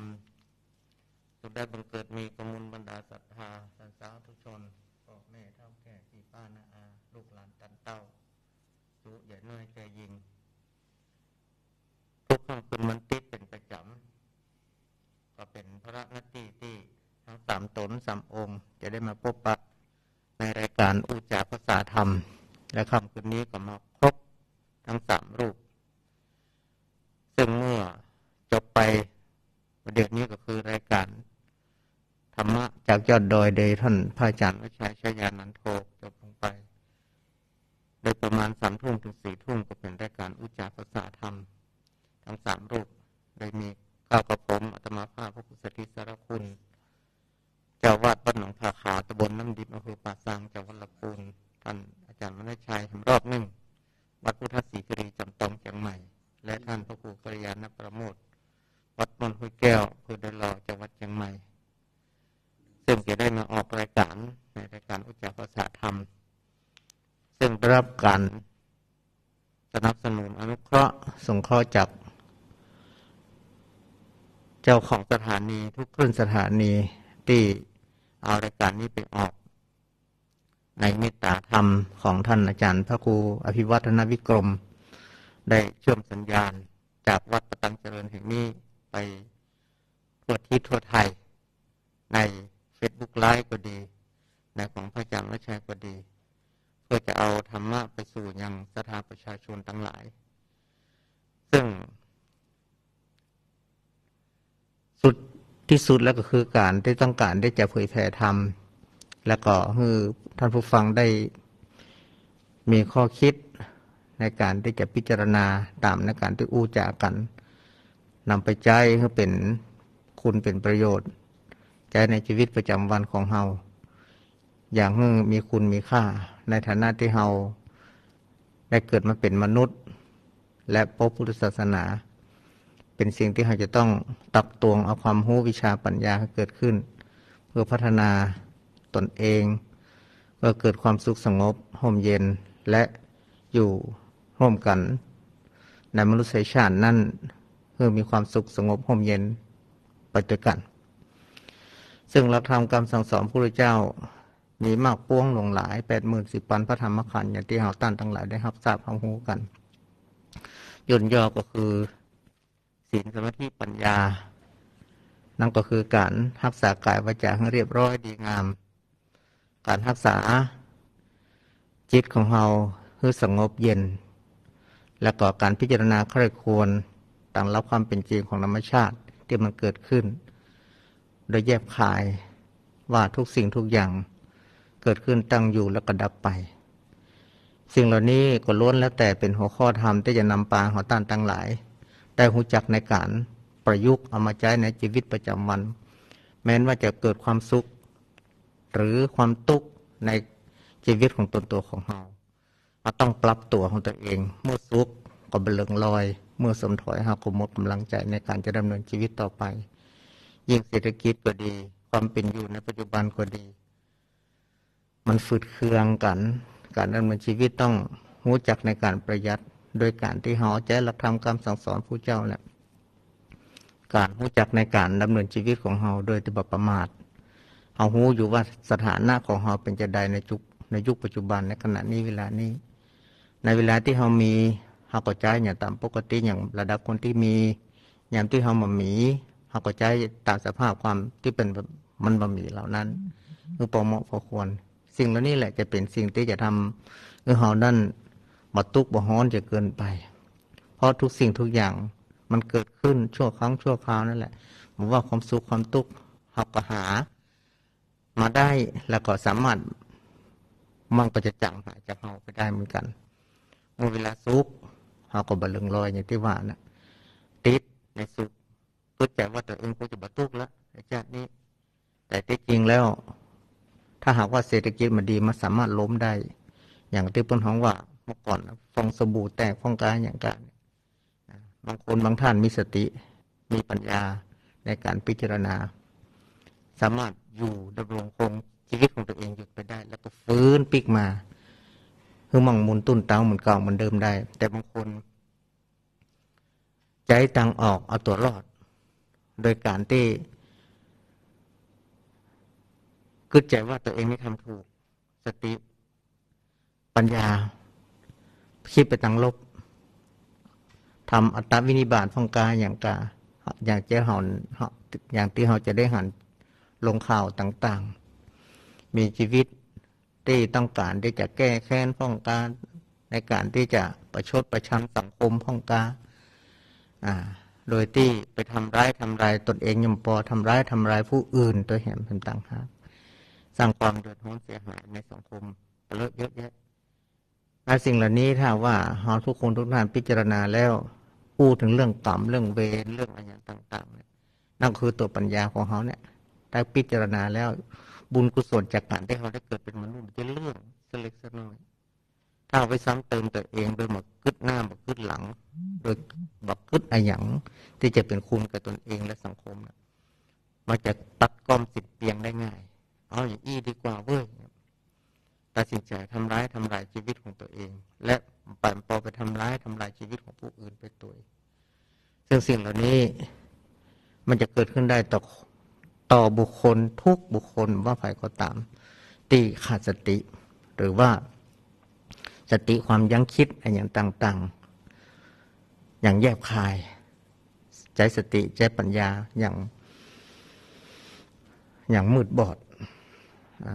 มาถึงเป็นสติสัมปชัญญะที่ดีที่เหมาะสมดังนั้นการที่เราทุกคนศึกษาเรียนรู้มันก็เป็นสิ่งที่จะทำให้เราท่านทั้งหลายนั้นสามารถฝึกเข้าใจแล้วก็เข้าถึงในธรรมของพระสัมมาสัมพุทธเจ้าได้เนาะในวันนี้มากันทั้ง3รูปเนาะอย่างก็ตามที่มันจะเกิดขึ้นในชีวิตของเรามันมาจีรังยั่งยืนสักอย่างดังนั้นทุกข์ก็ดีสุขก็ดีที่มันขึ้นในชีวิตเกิดขึ้นในชีวิตของเราขอให้ใจสติใจปัญญาในการพิจารณาและก็เราจะเอาตัวเองเรารอดและสังคมก็จะอยู่รอดสืบต่อไปในตอนนี้ท่านพระครูกัลยาณประโมทก็มาถึงห้องทรงพร้อมกันแล้วขอนิมนต์ท่านพระครูครับครับขอน้อมกราบถวายความเคารพแสดงความนับถือมายังครูบาอาจารย์พระสงฆ์องค์สามเณรก็ดีที่ฟังรายการขณะนี้ขอไหว้อาจารย์ทั้ง2ร่วมรายการครับสาธุเนาะแล้วก็เจริญพรพ่อแม่ศรัทธาญาติโยมท่านทั้งหลายผู้ใคร่ในธรรมผู้รับฟังธรรมขณะนี้แต่มาทั้ง3ได้มาพบปะในค่ำคืนวันติดนี้แห่งรอบ1ครูบาอาจารย์ทั้ง2ก็ได้อู้ธรรมะได้ตักตายกับพ่อแม่ศรัทธาญาติโยมไปแล้วเบื้องต้นเนาะเวลาตอนนี้ก็เหลือมันนับเป็นหลายที่จะสนทนากันไม่ก็จะบอกอู้ธรรมะอย่างละเพราะว่าจะเสียช่วงในการสนทนานี่เป็นบรรยากาศหนึ่งถ้ามันนั่งอู้คนเดียวก็มันจะมานั่งเทศธรรมะนี่นะก็จะเข้าช่วงสนทนาธรรมกับท่านอาจารย์ทั้ง2ท่านอาจารย์ท่านครูสถิตสารคุณท่านอาจารย์วรรณชัยเชยยันโทจะมีอย่างจ้าวันนี้มาอู้กันตั้งหัวข้อไว้ในใจแล้วก็มาหู ประเด็นใดที่ใครอู้ใครชี้แจงแถลงไขให้พ่อแม่ศรัทธาเอาผมจะว่าก่อนเนาะวันนั้นได้ยินเรื่องการฮื้อตานเนี่ยและความรู้สึกของคนผู้ที่ให้ทานเนี่ยเนาะได้มีโอกาสไปร่วมบุญกับคณะผู้ใจบุญชุดใหญ่เนาะทั้งเป็นฆราวาสและเป็นบรรพชิตหรือวัตถุเจ้าเองในนั้นก็มีพระสงฆ์ผู้เป็นที่เคารพองค์หนึ่งที่ท่านเป็นลูกศิษย์ของหลวงปู่ทองพระพรหมมงคลหรือว่าหลวงปู่ทองสิริมังคโลอดีตท่านเจ้าวาดวัดพระราชเจ้าสิริจำตองเนี่ยซึ่งหลวงปู่แม้จะล่วงลับไปแล้วแต่ก็ยังทิ้งคุณงามความดีเป็นร่องรอยคือกับลูกศิษย์ลูกหาได้จันลงได้สืบต่อในการสืบสานงานพุทธศาสนาได้ไปทอดกฐินหลายที่หลายแห่งเหมือนจะว่าในโครงการของหลวงปู่นั้นจะมี40 กว่าวัดที่ต้องจะไปทอดและสังเกตว่าในการทอดถ้าว่าลูกศิษย์ในคณะของหลวงปู่ทองเข้าไปเนี่ยสิ่งที่เป็นสัญลักษณ์ก็คือเขาก็จะเอารูปของหลวงปู่ได้แห่นำขบวนหรือว่าตั้งอยู่ในงานเหมือนเป็นสักขีพยานเหมือนว่าหลวงปู่ยังอยู่กับเขาในบรรยากาศในงานนั้นแต่สิ่งที่ได้ได้สนทนากับลูกศิษย์ของหลวงปู่ซึ่งเป็นทุเจ้าด้วยกันเพราะว่าสิ่งที่ หลวงปู่เคยบอกไว้ว่าในการทำบุญแต่ละครั้งนักหนาแต่ละปีแต่ทำแล้วก็แล้วหลวงปู่บ่ได้จำว่าที่ไหนพ้องทำแล้วก็ทำใหม่ติ๊กๆนะแล้วบอกเคยขึ้นย้อนว่าไปทำที่หั่นกี่แสนกี่ล้านคือบัติดว่าวันนี้เขาเคยมาช่วยไปกี่ครั้งหรือว่าจำนวนเงินหรือปัจจัยต่างๆนี่หลวงปู่ลูกศิษย์เพิ่นว่าผู้ใกล้ชิดก็บอกว่าหลวงปู่เคยอู้ว่าจะว่าทำแล้วก็ลืมเลยบ่ได้คิดถึงอันนี้มันเป็นข้อดีเนาะข้อดีในเรื่องการยึดติดในเรื่องของการทำคุณงามความดีว่าที่สุดของการทำความดีนั่นเฮาที่สุดนั่นนะที่ทำแล้วคือบ่ได้หวังผลตอบแทนในเรื่องของอย่างมากมายในเรื่องของความดีก็คือความดีนั่นนะทำแล้วก็เกิดความดีตรงนั้นก็ต้องจบเลยถ้าเฮากึดเนี่ยมันจะบางทีมันก็ทำให้คุณมัวนะส่วนว่าปีที่แล้วเขาเคยมาทอดกฐินทอดพระป่าวันนี้มาปีนี้มันมีความคืบหน้าอ่ะเงินก็คืบมาแล้วปัจจัยก็ทอดมาแล้วยังบ่เป็นจะได้สักอย่างนะถ้าเกิดนั้นมันจะหม่นหมองแล้วบางที่บางแห่งเนี่ยไปทอดไปทำเหมือนกันเงินก็สมทบไปหลายก็บ่หันคืบหน้าเพิ่นก็บ่ได้เดือดร้อนใจอย่างเนี่ยเพิ่นว่าเวลาทำบุญนี่ต้องทำด้วยปัญญาครับปัญญานี่มีความจำเป็นอย่างยิ่งในชีวิตในพระพุทธศาสนาเพราะฉะนั้นทานศีลภาวนาศีลสมาธิปัญญาอาจารย์พระครูทั้งสองแม้จะกึศบ่กึศเนี่ยถ้าเอาปัญญาเป็นตัวตัดสินเป็นตัวกึศละเอียดตัวตั้งสมมุติว่าถ้าเฮายังบ่ข้ามวัฏสงสารไปบ่ได้ตื้อเรื่องการกึศถึงบุญนี้มีความจำเป็นอย่างยิ่งครับแต่เมื่อใดถ้าว่าเฮาข้ามวัฏสงสารได้แน่เข้าสู่ไตรลักษณ์โดยละเอียดอ่อนแล้วเดินมรรคมีองค์8เต็มรอบเรื่องการนึกถึงบุญนี่บ่จำเป็นมันจะเป็นถ้าจะว่าไปแล้วเกินธรรมะของพระเจ้าก็มีหลายระดับของคนแต่ว่าในข้อเรื่องที่ว่าจาคานุสติคือหมายถึงต้องนึกถึงบุญที่เขาเคยทำไหมนะนี่ก็มีส่วนครับแต่ว่าในการทำบุญสมมติว่าวันนี้เขาได้ไปทอดกฐินเขานึกถึงว่าเขาได้ทำบุญขนาดนั้นอันนี้ควรนึกครับแต่จะไปนึกว่าที่ทำไปแล้วว่าเงินก็ดีผ้าก็ดีของก็ดีที่เอาฮื้อไปแล้วบริวารต่างๆบูชาที่ทำไปแล้วนะมันจะไปอยู่ในลักษณะไหนอย่าไปกึศแม่นมันได้กึศเลิกไปถึงว่าแต่กึศว่าได้ทำไปแล้วใช่กึศถึงบรรยากาศตรงนี้แหละต้องคือเป้าหมายที่ถูกต้องด้วยปัญญาแต่พูดได้แล้วไงแต่ที่เขาอู้มาถึงว่าเต้าที่เขาเป็นพระอยู่กับวัดกวาเนี่ยต่างคนต่างได้กินได้ทานผ่านมาหลายครั้งหลายคราวนะเขาก็ฉันความรู้สึกโยมที่แตกต่างกันแม่ถูกต้องโดยเฉพาะสมมติว่าสิ่งที่สร้างความลำบากใจอย่างยิ่งในการบริหารการงานทุกครั้งที่เกิดมีในวัดเนี่ยเช่นว่าการทอดกฐินถ้ามาหลายคณะมาปะกันถ้าเราบาจ้างเข้าใจที่จะโยมจะเกิดความขัดเคืองใจมีเนาะมันตกลงยากเหมือนกันนะสมมติว่ามาทอดกฐินร่วมกันเนี่ยอย่างน้อยในการผู้เป็นประธานที่อุ้มพระตายและกล่าวเนี่ยสำคัญถ้ามันมาหลายเจ้าภาพต้องตกลงกันให้ดีบางคณะจะเกิดเฮาหันอากาศแล้วเพื่อนแสดงกันน้อยใจมาเลยว่าถ้าว่ากลุ่มนั้นเป็นผู้กล่าวพระตายเฮาก็มาป้อมเพื่อนเนี่ยแล้วมันมีถ้าคนบริหารงานมาเป็นเนี่ยนะอีทครับอีทใจเจ้าว่าคือความเข้าใจกันมาทำบุญของศรัทธาดังนั้นเขาก็พยายามเอาสื่อนี่แหละเอาเป็นสื่อในการที่จะทำให้คนเข้าใจทำความเข้าใจในตรงคนที่ฟังนี่หลายท่านหลายคนก็คงจะมีโอกาสได้เป็นเจ้าภาพร่วมเลยอย่างเงี้ยไปในงานนั้นเนี่ยเนาะกฐินสามัคคีสายนั้นสายนี้ไปร่วมกันพอไปถึงบรรยากาศในงานบางทีความรู้สึกของเรานะต้องระวังให้ดีในการให้ความสำคัญบางทีอาจจะบ่ได้เต้ากันเพราะว่างานบางทีสมมติว่าไปหลายเจ้าภาพเนี่ยได้แสดงออกมาเต้ากันแม่นอันนี้ต้องระวังแสดงบทบาทมันเต้ากันอันนี้ถึงว่าเวลารวมมาถึงว่าการทำบุญแต่ละครั้งเนี่ยอย่าไปเพราะฉะนั้นการแสดงออกนี่ไม่ได้ถือว่าจะนักน้อยบุญกุศลเข็มเล่มเดียวกับตึงงานนี้ส่งมาได้ที่ส่งแล้วสิ่งที่ผมเองเหลือความเข้าใจโดยมากว่าบุญจะนักจะน้อยคือตอง3อย่างแล้วเนาะบุพเจตนามุลเจตนาอภละภคะเจตนา3อย่างบุญเบื้องต้นก็ทำกลางในที่สุดและโดยเฉพาะสิ่งที่ว่าตะกี้นึกถึงอันนั้นหลังจากการฮื้อตานแล้วครับแต่มุลเจตนาเนี่ย สมมติว่าเฮาฮู้ว่าประเด็นนี้กฐินจะมีวันนั้นวันนี้จ่ายตังค์จ่ายตังค์แล้วสตางค์บ่มีเฮาก็จะพยายามเก็บสตางค์จอมออมสินพ่องเรื่องบุญกุศลอย่างแต่ว่ามีโยมคนหนึ่งเอากระสิทธิ์กระป๋องเพ่มันทำบุญเตพอมันก็เหรียญบาทเนาะเต็มมันนับพอมีพันกว่าบาทบางคนคงจะยอดไว้หลายปีหลายเดือนบอกว่าอันนี้คือปุพพะเจตนาเฮาบ่ได้ไปวัดเฮาบ่ได้ไปตัวเฮาก็พยายามทำเป็นกิจวัตรของเฮาอันนี้ถ้าเฮาเบื้องต้นเฮาเตรียมเนี่ยอันนี้บุญมันเกิดแล้วครับ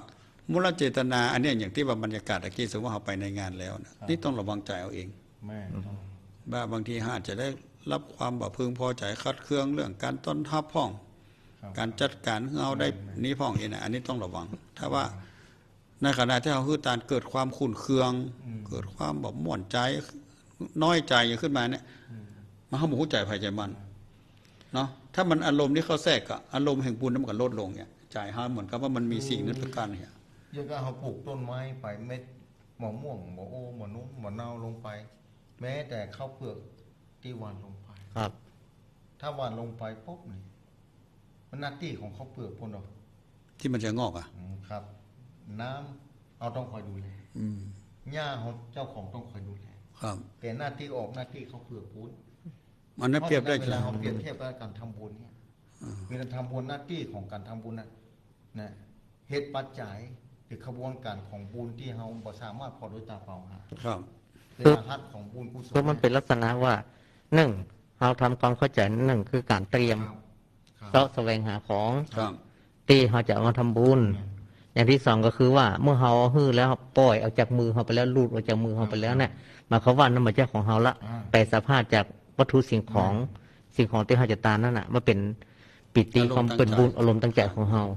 เข้ามาสู่ใจของเราละอันนั้นมันเป็นคล้ายๆก็มันเป็นของวัตถุละแต่สิ่งที่เขาได้คือใจเป็นนามธรรมจิตมีที่ใจละบุญอยู่ที่ใจเขาที่ละหลังจากที่เขาตังกันแล้วเขาก็แสดงของกินต่างๆครับหลังจากเพราะว่าจะไปจังไรก็แล้วแต่จะเป็นที่หารก็จะเป็นนั่นนี่อีกอันก็ต่างนี่นะมันก็ถือว่าสำเร็จแล้วสำเร็จด้วยใจของเขาทุกสิ่งทุกอย่างสำเร็จด้วยใจถ้าใจเขาตั้งว่าได้เป็นบุญเป็นกุศลปงพระพุทธเจ้าจะกล่าวไม่ใช่ว่าปงไปแล้วนี่จะเพิ่มอันนี้ก็ได้น้ำปัจจัยนี่ก็ได้นี่ก็ใจน้ำปัจจัยละอันนี้คือความเข้าใจน่าหาใจเนี่ยเขาต้องอธิบายเพราะว่าเต้าที่เขาอยู่วัดอยู่วาเนาะสัมภาษณ์ในการกินกันตั้นมาแต่ละครั้งแต่ละทีก็จะหันลักษณะของคนที่ทำบุญเนี่ยเมื่อทำแล้วเกิดความเหมือนกันอย่างที่เขาเคยบอกว่าฮื้อน้อยได้น้อยฮื้อนักได้นักฮื้อนักได้น้อยอย่างเนี้ยมันก็จะเป็นอันจริงๆคือเจตนานั่นแหละครับบางคนฮื้อนักแต่ว่าเจตนาบ่พร้อมอย่างองค์อย่างที่ว่า3ประการเนี่ยฮื้อก่อนฮื้อคณะฮื้อหลังฮื้อถ้าเจตนาเพิ่มไปเงินนั่นแบบได้เป็นตัวชี้วัดนะว่าคุณบุญคุณจะได้นักได้น้อยตามนั้นเพราะนั้นศรัทธาญาติโยมพ่อแม่ที่ฟังรายการเนี่ยบุญกินบุญทานเนี่ยมันไม่ได้บอกว่าคุณขึ้นนักแล้วคุณจะได้บุญนักได้เงินล้านแต่ว่าถ้าเราบ่พร้อมในองค์3ประการเนี่ยอันใดอันหนึ่งบกพร่องไปในขณะที่ไปฮื้อทานคุณมองใจไปอย่างแต่คนหนึ่งฮื้อทานสาบัดนั่งปิติยินดีเปิ้นเอาตัวชี้วัดนั่นคือความรู้สึกทางใจที่มันเป็นเรื่องบุญคือความอิ่มใจบุญคือความสบายใจบุญคุณคือไม่ความกินแหน่งใจเนาะอันนั้นคือลักษณะสิ่งเหล่านี้มันปลูกฝังในใจไม่สำเร็จที่ใจคุณเนี่ยบุญแล้วบุญว่าสร้างแล้วมันบอกรู้จักว่าเสี่ยงกึศถึงบันไดอิ่มใจแล้วก็ทีนี้ตลอดนะตามไรที่ว่าอารมณ์นี่ยังเป็นโลกียะอารมณ์คือไม่ใช่ลมที่หลุดพ้นเนี่ยมันก็ต้องมันเติมนะเพราะมันเกิดแล้วมันก็ดับเจริญแล้วมันก็เสื่อมความศรัทธาความที่ได้ทำอย่างปีแล้วก็ทำกฐินปีนี้ยังทำก็มันเขากินข้าวแล้วอิ่มแล้วมันก็หายอิ่มแล้วก็หิวเหมาะความรู้สึกทางใจเขาเหมือนกันความปิติตัวนี้มันหายไปก็ต้องมาเติมให้ใหม่เติมด้วยการสร้างใหม่สร้างใหม่แห่ขึ้นมาใหม่แห่สร้างใหม่แห่ตับใดถ้าว่ามันยังมึนอยู่ตรงนี้ก็ต้องสร้างแต่เกิดแล้วยังมีความคิดที่จะว่าเขายังมาเต็มเพื่อคิดที่จะทำอยู่เราต้องทำไปเรื่อยๆไม่ใช่ว่าทำคนนี้เต็มที่เรากูยุดจากนี้กูปีนี้กูตานกฐินเต็มที่แล้วปีหน้าก็ย่างอิ่มใจเนาะเขาไม่ได้ทำเองก็ต้องได้เป็นปัญหาเขาไม่ได้เป็นก้าวเป็นเงาเขาบอกว่าต้องมีกินมีตานต้องอย่างเงี้ยช่องเนี้ยปีว่างกับช่องขาใช่น่าหันใจนะน่าหันใจแต่ถ้าคนมีบุญคนที่เป็นบุญแต่เปิ้ลบัตรนักใจเพราะเปิ้ลบัตรได้บอกว่าซองนี้ต้องใส่100ในบุญบาทว่าดังนั้น บ้าน คน นึ มาง ก็ บอ ได้ กบุญมีคนนึงคนบอกว่าซองข่าวเข้ามานะโอ้ยินดี ดี จะมาบอก นั่นเพิ่นขึ้นได้ไหน อันนี้ต้องบอกว่าบุญเข้ามาบ้าน อื เราแล้ว ม บุญกุศลเข้ามาตรงตัวเขาแล้ว ครับ ดังนั้นเขาจะทำนะเขามีโอกาสทำก็มาบอกเขาว่าเป็นบุญขนาด อืม ที่มีโอกาส กับเพื่อนอันนี้ก็ ใช่ มันอยู่ที่การสร้างจิตสร้าง ใช่ ความคิด จะสร้างความคิดตัวเองว่าจะ มันจะเป็นอย่างไรเนี่ยแต่บางคนนะ เหตุการณ์เดียวกัน เดือนดาน อาจ นะ จะโคตรลบแล้วบอกก็ได้ มันอยู่ที่ในการทำใจอ่ะ เพราะนั้นเหตุการณ์เดียวกันวัตถุเดียวกันสถานการณ์แล้วแต่ใจคุณจะแปลงไปห้อมใด แม่น ว่าคนวิกฤตเป็นโอกาสหายไก่เป็นดีขี้ร้ายไก่เป็นดีมีนะอันนี้เราตองพอเหตุการณ์บางอย่างว่าคนอื่นที่บ่มีความศรัทธาหรือบ่เป็นสมาธิทีเนี่ยพยายามจะโจมตีพยายามจะนั่นนี่กับคนที่เพิ่นจะทำบุญหลายๆอย่างเหตุการณ์นั้นบ่ป้อจะใส่เอาไปมาข้อมูลที่บ่ดีคุณไปป้อนมันกลายเป็นดีให้เพิ่นกลายเป็นประโยชน์ เป็นดีไปหา เนี่ยขี้ร้ายไก่เป็นดีนะว่าพอเห็นเหตุการณ์เนี่ยมันนึกว่าที่เปิ้นว่าขี้ร้ายไก่เป็นดีเป็นอีโด เป็นอีโด แต่คนที่มุ่งร้ายเอาหายไปคือเปิ้นง่ายๆสมมติว่าเอาขี้ไปโจ้งกับเปิ้นเนาะแต่คนนั้นประกอบไปเป็นปุ๋ยดีกับเปิ้นเนี่ย ท่านได้ประโยชน์ละ ได้ประโยชน์ต้นไม้ประสำงามเนี่ยจังไอ้นี่ว่าเอาคนขี้ควายนี่ไปขว้างเข้าไม้มันป่ะเนี่ยกลายเป็นปุ๋ยเปิ้นแม่นเป็นเรื่องดีอันนี้แต่ว่าจะเอาของเปื้อนๆสกปรกจนต่ำคือมันเป็นของต่ำของต่ำของต้องให้แต่ว่าคนเป็นคูณ เพราะว่าคนที่เปิ้นห้าปล่อยเปิ้นจ้างไปบริหารจ้างคิดแปลงใจให้ดีปัญญาเนาะอันนี้สำคัญว่าจะพูดเองต้องมีปัญญาในการแม้แต่จากการฮึตานนะปัญญานี่มีความจำเป็นครับมีความจำเป็นความสำคัญ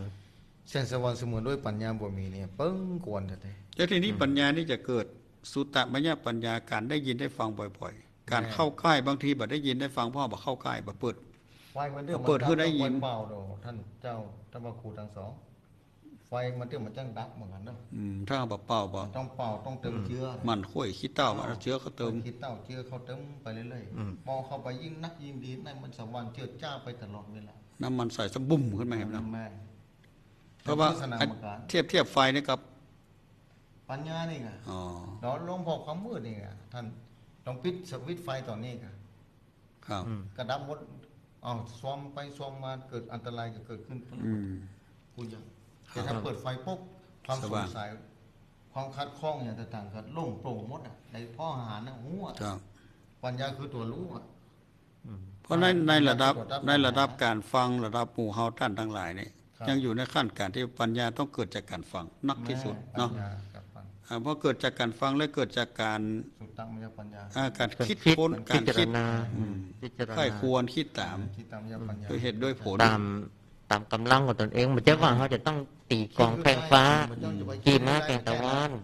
คิดมาได้จากคิดคือได้กับทุกนาได้บางอย่างพระเจ้าว่ามันเกินวิสัยแม่ถ้ามันเกินวิสัยของเราต้องรู้จักปลงจะปล่อยจะวางถ้ามันได้เถอะปฏิทินมาก่อนบางอย่างนี่บางอย่างพระเจ้าว่ามันเกินที่เขาจะหูแถมว่าคุณคิดคือตายคุณก็บ่หูเช่นว่าโลกนี้โลกหน้าตายแล้วไปไหนอยู่ที่ไหนตายแล้วไปอยู่ทางใดพูดง่ายๆวันที่เป็นทำบุญบางศิลาฤกษ์ที่วัดใหม่วัดใหม่แล้วต่างๆมณฑาทิพย์มณฑาทิพย์วันนั้นประกาศเหล่ามณฑาทิพย์ครับเหล่ามณฑาทิพย์เติมทิพย์เข้ามาทหารที่ว่าที่ดินที่ซื้อมาเนี่ยมันขาดแห่ง700,000ครับปรากฏว่ามากองประกาศอาจารย์พระครูประกาศอะไรก็ดีเนี่ยคนนั้นก็มาออกตะอ้านคนนี้ก็มาออกที่ทุกพรับเรียบร้อยเลยแล้วเขาก็ต้องแข่งนะคนที่อยู่ในห้องมีหลักนะครับมีที่ว่าอะไรอันนี้เขาก็ไม่ยกตัวอย่างว่าเขาต้องติดกองไฟฟ้าต้องขี่ม้าขี่ตะวันดังนั้นผู้มีทรัพย์สมบัติในตรงนั้นน่ะคนบันเทิงร้อนหรอกจะต้องออกจ่ายออกไปในคนบันเทิงร้อนของคนเราอยู่ในฐานะที่ครับวันได้ออกตั้งแต่สตางค์กระเป๋าแท็บเนี่ยยอมือ10ทุกคนเหมือนมีคำว่าคัดค้านในใจทุกคนมีโมทนาแต่สิ่งที่น่าคิดนะพระอาจารย์คำกล่าวของคุณแม่พรทิพย์นั้นบอกว่าขอให้ไม่ได้เป็นหนี้ทุกภพทุกชาติจนถึงเข้าพระนิพพานใจเพิ่นบ่ได้เกิดถึงเพนะเพิ่นเกิดถึงว่าบุญของเพิ่นน่ะเกิดมาจัดได้พบได้เพิ่นจะเพื่อได้เป็นหนี้หนี้บุญก็จ้างหนี้บาปก็จ้างอย่างจะเพื่อเป็นหนี้ไผ แล้วในที่สุดเปิ้นจะเข้าสู่พระนิพพานด้วยการบ่เป็นหนี้เปิ้นบ่ได้พอว่าเงินเปิ้นนี่เปิ้นขอไปตุกผู้น่ะเนี่ยมันเป็นสิ่งอย่างที่ทำให้สุขชีวิตใช่แล้วเฮามายินดีเนี่ยหมายถึงว่ามายินดีอันนี้หมายถึงว่านี่มันเป็นส่วนของวัตถุนะเป็นวัตถุแต่ที่แม่ได้ไปเต็มๆแม่ได้แล้วได้ทั้งวัตถุเจจานแล้วก็บุญที่มันเป็นนามธรรมเป็นเรื่องของใจไงใช่มันจะว่าฟังบางคนก็คือต้องมีเงินเอาก็ไม่ได้จ้ะเนี่ยคิดเป็นอันนี้นะคิดอันกับจิตคุณเพื่อสร้างมาก่อนทั้งนั้นโดยเหตุปัจจัยเนี่ยเปิ้นถึงมีเงินคือกินคือตานักไงเนาะเปิ้นมีสวนนักเปิ้นปลูกไว้นักเปิ้นก็ต้องมีนักปลูกไว้หลายตีตัวหลายตีหลายแห่บุญเก่าเปิ้นมีมาเสริมปลูกเป้านะเป้านะดอยอีกก็มีต้นนาดอนก็มีต้นนาโฮงก็มีนาน้องมีแน่มันก็สุดแท้แต่บางปีถ้ามันหน้าแล้งนาโฮงได้กินดีอย่างปีนี้กับนาโฮงก็เสียหายนักนาโฮงเสียหายนาดอนได้กินแต่ถ้าได้ปลูกนาดองหรือว่านาดอยก็อยู่แค่น้อยก็โคตรเหมือนกันปีนี้เข้าเสียหายเหมือนกันนะเข้าเต้ากันไหมห้างบนดอยเต้ามาแล้วดังนั้นการที่เราจะทำบุญสุนทานอะไรต่างๆนานาเขาต้องพิจารณาถึงตัวเก่าเอาใจเป็นอย่างปัญญาท่านอาจารย์พระครูว่าอย่างวันนั้นบางคนบรรยากาศถ้าคนคิดแบบเปลี่ยนนะบางคนอย่างโอ้มันมีน้ำกระตันนะแต่นี่จะเป็นโมทนานะกลายเป็นว่าเป็นอคติก็มีแล้วแต่ก็ได้บุญไปวันนั้นก็โมทนานะเขาก็ห้อยบุญไปเด้อเพิ่นน่ะแค่ได้ความปิติเด้อเพิ่นไงเพิ่นเป็นคนมาปลดหนี้ตรงนั้นแล้วเขาเกิดความปิติบางคนน้ำตาตกเที่ยงแต่ก่อนนั้นแม่เจ้าพญาราชพระราชินีเจ้าพญาครับเจ้าพญาเพิ่นจะออกไปตามที่พระพุทธเจ้านี่แล้วเป็นใหญ่เพิ่นยกถาดทองคำเพิ่นยกถาดนี้ไปคนขอทานคนตุกอยู่นอกประตูเมืองเจ้าทำพระครูทั้งสองเพิ่นว่าเพิ่นอนุญาตคือนางคนนั้นน่ะคนทุกข์กตักเพิ่นลำบากแต่เนื้อน่ะเอาจะได้นางกับทุกเตทุกว่าเอายกถาดนี้อธิษฐานเอาคนเดียวเนื้อยื่นคือเปิดนางมาได้ไปนะแต่กามธาตุยงขึ้นหัวเก้าตั้งแต่เกิดมาจากนี้ทุกแต่ทุกว่าด้วยอานิสงส์บุญกุศลที่แม่เจ้าพระราชนีนี่นะจะไปตาเนี่ยขออนุโมทนากับท่านเปิดแต่ขอกรรมว่าบ่มีจะได้เกิดขึ้นแก่ข้าพเจ้าต่อไปจากต่อไปเพื่อเป็นหนี้เป็นสินแม่ไม่เพื่อมันได้ว่าเป็นหนี้เป็นสินแล้วก็ได้อู้กับท่านพระครูอาจารย์ท่านครูสุเมธธรรมเสวีกันว่าเพิ่นเล่าว่าคนข้าบดีเนาะเป็นคนจีนเป็นอย่างเนี้ยเพิ่นฮื้อตาลเพิ่นนิมนต์พระสงฆ์มาในงานสักอย่างนึงพระพุทธเจ้าไปเกินกะถ้าเป็นบ้านเฮาก็ว่าอย่างเจ้าสั่งเหลือบางคนที่จัดการจัดงานลูกน้องฟังโอ้คือมันมาบ่ได้นิมนต์กันไงแต่เจ้าสัวคนนี้มันบอกนี่ก็ดีนี่ก็ดีต้องฮื้อตาลต้องที่ฮื้อตาลมันจะได้ล้นเหลือมันจะได้นักขึ้นกว่าเก่า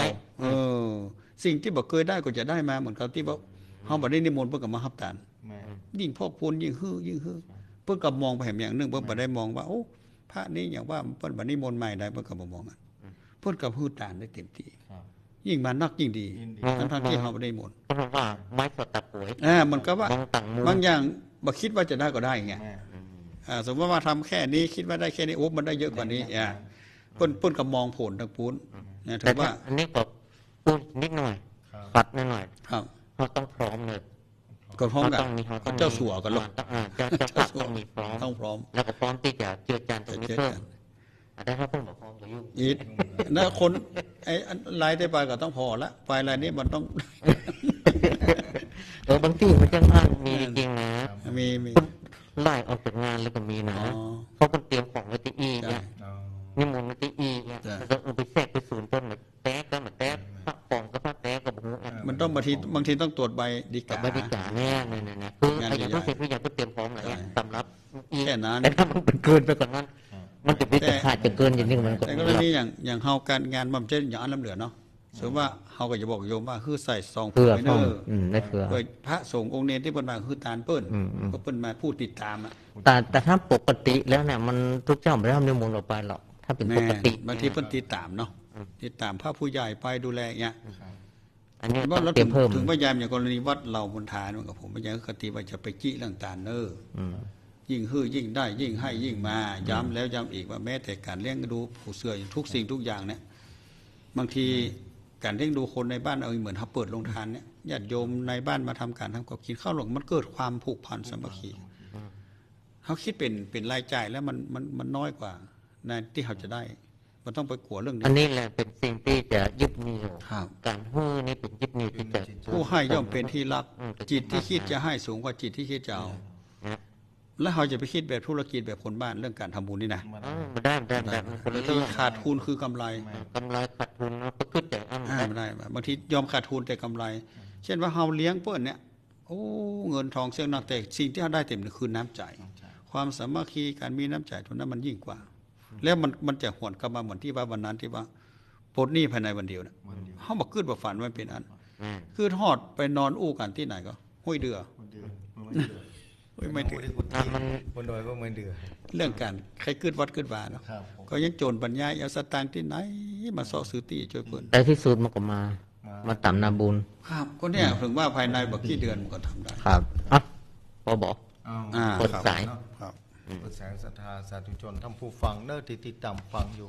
เตรียมหัวไม่มือไว้เน้อศรัทธา052-010-084นะเจริญพรเรียนเจริญเน้อศรัทธาสาธุชนติดตามฟังรายการหวังว่าจะพอตาม Facebook ไลฟ์ของท่านพระครูอภิวัฒนวิกรม Facebook ไลฟ์ของวัดพุทธศรีคีรีตัวและต้องขออภัยตัวตะกี้ว่า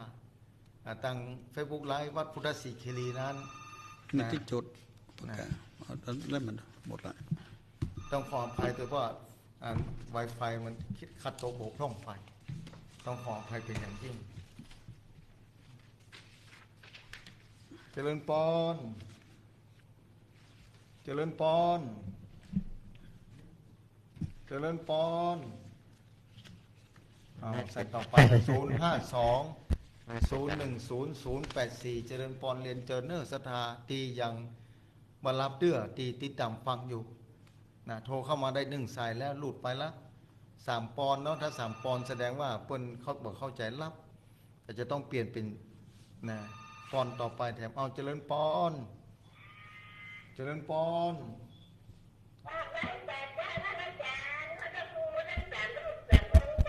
แม่สีพรเจริญพรสาธุจะได้แม่น้องบัวเนาะชัดเจนดีเนาะมาครบมันเนี่ยมาครบอยู่ดีมีสุขภาษาเสียงชัดเจน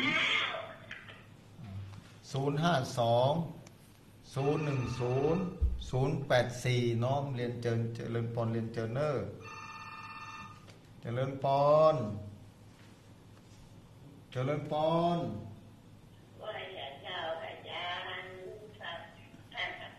ไม่หลงลี้เนาะแม่น่ะว่าจะได้แม่ไม่หลงกะอยู่ดีมีสุขนะไม่หลงเนอะเข้าใจดีนะแม่เนาะบุญรักษานะแม่เนอะสาธุไม่หลง80 ปลายอำเภอลีบันบวกนะบันบวกอำเภอลีเพิ่นโทรเข้ามาติดตลอดต้องอนุโมทนากับเพิ่นโดยเจริญพรแม่เรือนบ้านแสงต่อโมทนาเด้อเส้นต่อนี่อยู่ไหนอยู่ดีมีสมบูรณ์รักษาเด้อเส้นต่ออำเภอวังเหนือลำปางเอาใส่ต่อมาเข้ามา052-010-084เจริญพรเรียนเจริญเจริญพรเจริญพรตีแล้วเนอะตีแล้วฟังตามโทรศัพท์เจริญพร3 ปอนเนาะศรัทธาถ้า3 ปอนแล้วแสดงว่าเพิ่นบ่เข้าใจต้องขออภัยเป็นอย่างยิ่งเจริญพรเจริญพรฮัลโหลเจริญพรเป็นจะได้เสียงมันได้ยินกันแม่ว่ามันจะได้ก็ อ๋อเอาอยู่ดีมีสุขนะแม่เนอะ แม่จะเรียน สาธุสาธุวันนี้ได้แล้วอ๋อสาธุสาธุสาธุแม่สายทองบ้านห้วยการเนาะอนุโมทนาเนอะนะศรัทธาสาธุชนที่ติดตามฟังอยู่เจริญพรเจริญพรฟังทางโทรศัพท์เนอะ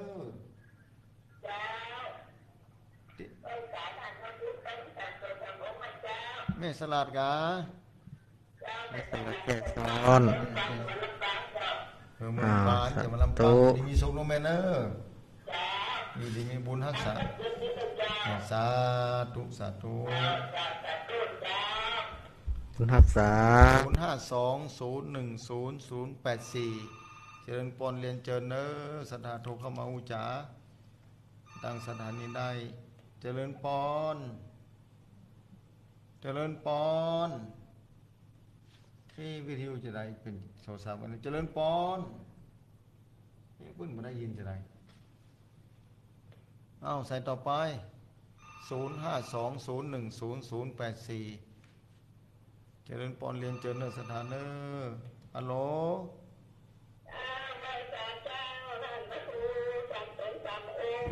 สาธุอาจารย์ว่าจะได้กา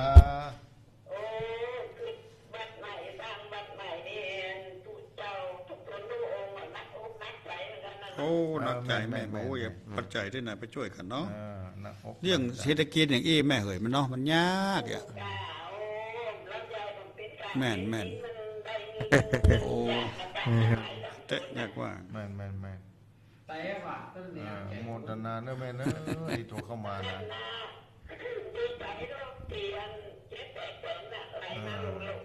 ปลดหนี้ไปเลยปลดหนี้ไปเลยอนุโมทนาจักทุกคนมีส่วนร่วมโมทนาแล้วกันแม่เนาะเอาก็ได้ร่วมกันนั่น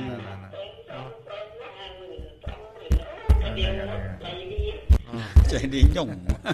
อันนี้ใจดีหรอกบุญแล้วแม่เหยดีอกดีใจมากับบุญ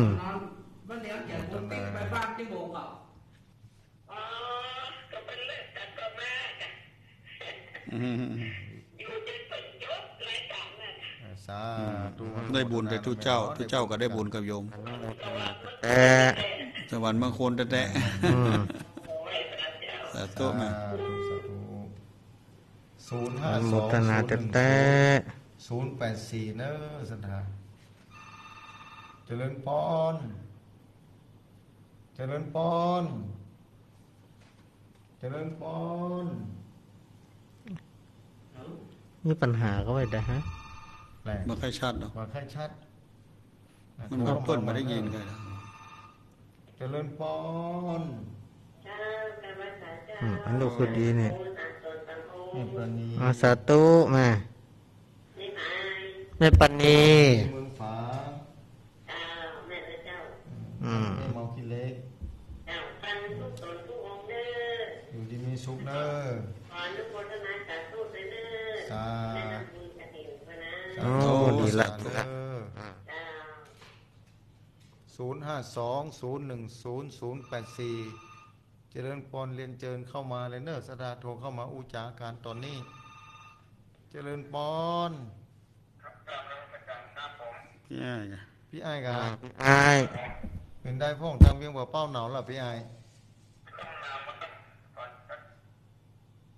หนาวล่ะอ๋อเริ่มมาน้อยๆแล้วเนาะฮอตละโฟนแบบนี้แล้วเนาะพี่ไอ้เนาะอ๋อนี่ละอยู่ดีมีสุขนะพี่ไอ้เนอะบุญฮักไหนก็ชัดเจนดีเนาะโดยหมอกชัดเจนดีขอบคุณอนุโมทนาเนอะสาธุนี่พี่ไอ้เวียงป่าเป้าเพิ่งจะแจ้งรายงานคนกำรับฟังมาตลอดต้องขอบคุณเนอะอนุโมทนาเป็นอย่างยิ่งเจริญพรเจริญพร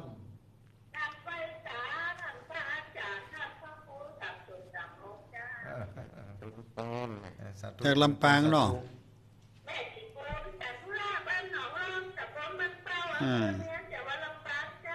แม่สี กุลต่างธุระแล้ว อยู่ดีมีสมบูรณ์รักษาได้แม่เนอเจนดีเจ้าสาธุสาธุเจ้าสาธุสาธุเจ้าเป็นกำลังใจเจ้าสาธุสาธุ0520100084เจริญปอนเรียนเจิญโทรเข้ามาอูจ๋าอยู่ที่ไหนก็ได้โทรเข้ามาเนาะเจริญปอน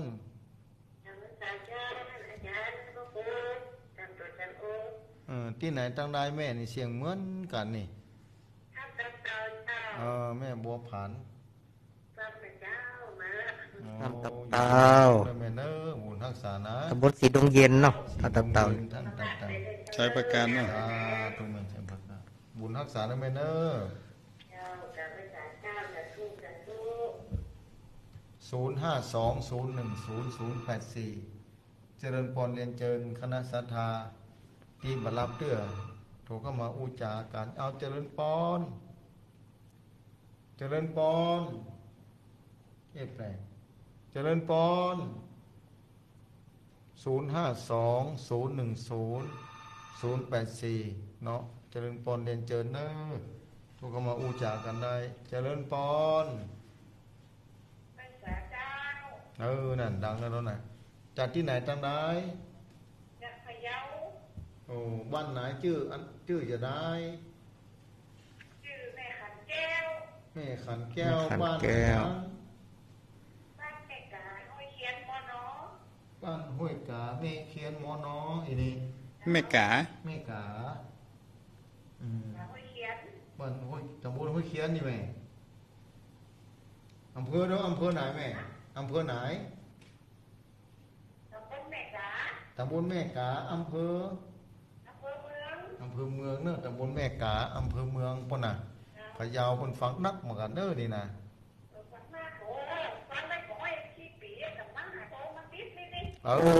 ย้อนแม่แม่ขันแก้วไปไหนได้วะไปไหนได้อยู่วะแม่ปันห้องปันหายดีแล้วเดี๋ยวฟังไปใจแม่เนอะอยู่ดิบ่เป็นอย่างแม่เป็นกำลังใจนะแม่เนอะเป็นกำลังใจฟังทำไปนะเนอะจิตใจดีๆแม่อยู่ดีมีสุขเนอะสาธุสาธุเป็นกำลังใจซึ่งกันและกันแม่เด้อสาธุที่อำเภอเมืองพะเยานะบ้านแม่กาแม่ขันแก้วนะคนเอาเจริญปอน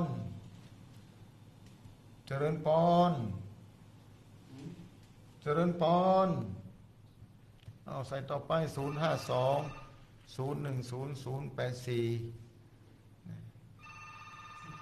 เจริญปอน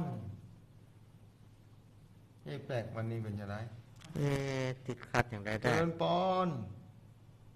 ติดขัดเฮ้ยเอาใส่ต่อไปมันต้อง2-3ปอนแล้วก็ถึงจะได้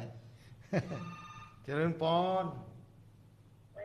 นั่นต้อง2คนผ่านไปก่อนที่ไหนตั้งได้ไหมเอาแม่คำมูลบ้านสมรีเนี่ยเมืองปานแต่ก่อนเคยไปปักกันว่าแม่นั่นแม่จะมาเป็นผู้เจ้าธรรมดาเนี่ยแม่เฮ้ยอยู่ดีมีสุขนะแม่เนอะแม่คำมูลบุญรักษาเนอะบ้านสมรีทุกคนเนอะสัตว์โมตนาแม่เนอะ0520100084เจริญปอนเรียนเจิญเข้ามาอูจ่ากันได้เนี่ยสถานเนอะเอาเจริญปอนฟังทางโทรศัพท์เนอะ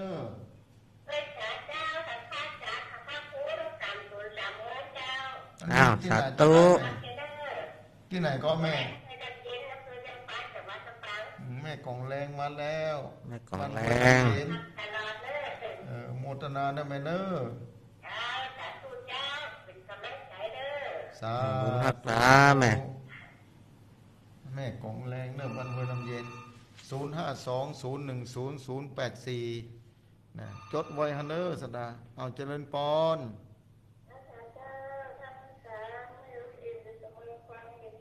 นี่แม่วิเน วิจิตรมาแล้ว คนเนอมันแม่สาบอำเภอเสมออ๋ออยู่ดีมีสุขแม่วังในดีโอเพิ่นมีเมตตาธรรมเนาะเปิดอโมทนานะแม่วิอินเนอสาธุสาธุแม่วิอินได้หลายสายอยู่ใจเย็นเนาะเจริญปอนเจริญปอนนี่2 ปอนนะเนอะปอนที่3เอาเจริญปอนเอา3 ปอนเปลี่ยนมาแปลกโทรศัพท์วันนี้มีปัญหาเนอะค่อยโทรเข้ามาเรื่อยๆเนอะกดเข้ามาเจริญปอนมันต้อง2 คนผ่านไปก่อนเจริญปอนนั่น0520100084นะเจริญปอนเรียนเจอเนอเจริญปอนเจริญปอนดับปิงเอาใหม่เอาเจริญปอนใหม่0520100084ดับปิงเนี่ยโทรติดแล้วนะเอาปอนนี่จะดูว่าเอาเจริญปอนนั่นปอนที่3มาแต่มาต้อง3 ปอนก่อนเนอะเอาที่ไหนตั้งได้แม่แม่กีบ้านจางอ๋อแม่กีบ้านจางอำเภอลีนะทำไมจดไว้ด้วยนี่บ้านกลางวัดบ้านกลางวัดหลวงพ่อเจ้าคณะอำเภอเนาะเป็นก็ฟังมากันเนอะอยู่ดีมีสุขนะแม่กีเนอะชัดเจนดีเนาะบุญรักษานะแม่กีนะตูเนี่ยเพิ่นฟังอยู่ทางลีฟังนักเขาบ้านห้วยต้มก็ฟังหลายเพิ่นโทรมาติดเพิ่นบอกว่านัดนะต้องขอบคุณตัวเจริญปอนเจริญปอนน่าหันใจได้นะ2 ปอนเอาปอนที่3เอาเจริญปอนนั่นยังที่ไหนตั้งได้ก็ไม่เอาปอนแรกเลยกับแม่ที่ไหนก็โอ้แม่ลาพรมันป่านิ้วเบียงป่าเป้าปนเนอชัดเจนดีเนาะแม่เนาะโอ้มันโยนกันเพราะมันโจนกันเสียงเลยต้องฮับประตานคนโทรเข้ามานักมันแน่นเนาะอยู่ดีมีสุขนะแม่เนอะสาธุอยู่ดีมีสุขบุญรักษาเนอะ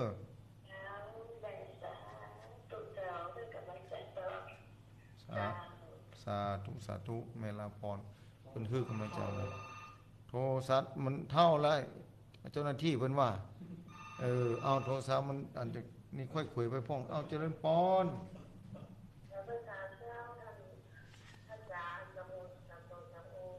ที่ไหนตั้งได้แม่อย่างขอแม่ตาสิงแก้วบ้านอย่างขอแม่ตาบ้านแม่ตานายแม่ตาสิงแก้วบ้านแม่ตานายอยู่ที่มีสุขนะแม่ตาเด้อ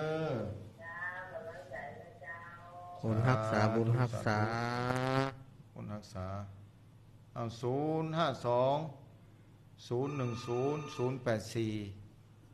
เจริญปอนเรียนเจริญเด้อ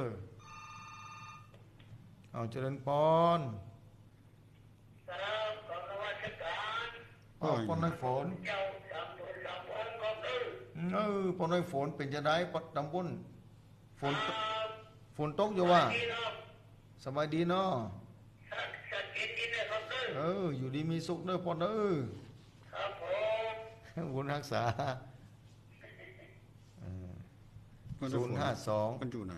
อยู่บ้านห้วยน้ำเย็นอำเภอเมืองปราณ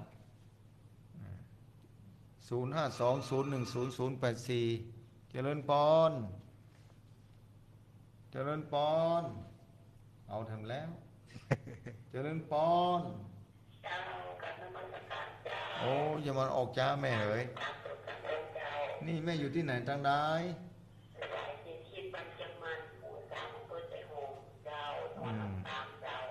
แม่อย่างก็ไม่หลายไม่สายบ้านอย่างก็อำเภอแจ้ห่มจังหวัดลำปางมูตนานะแม่เนอส สาธุจบป่ะเอาละเอาหน่อยสักสองสายเอาสายต่อไปเอาเข้ามาเจริญปอน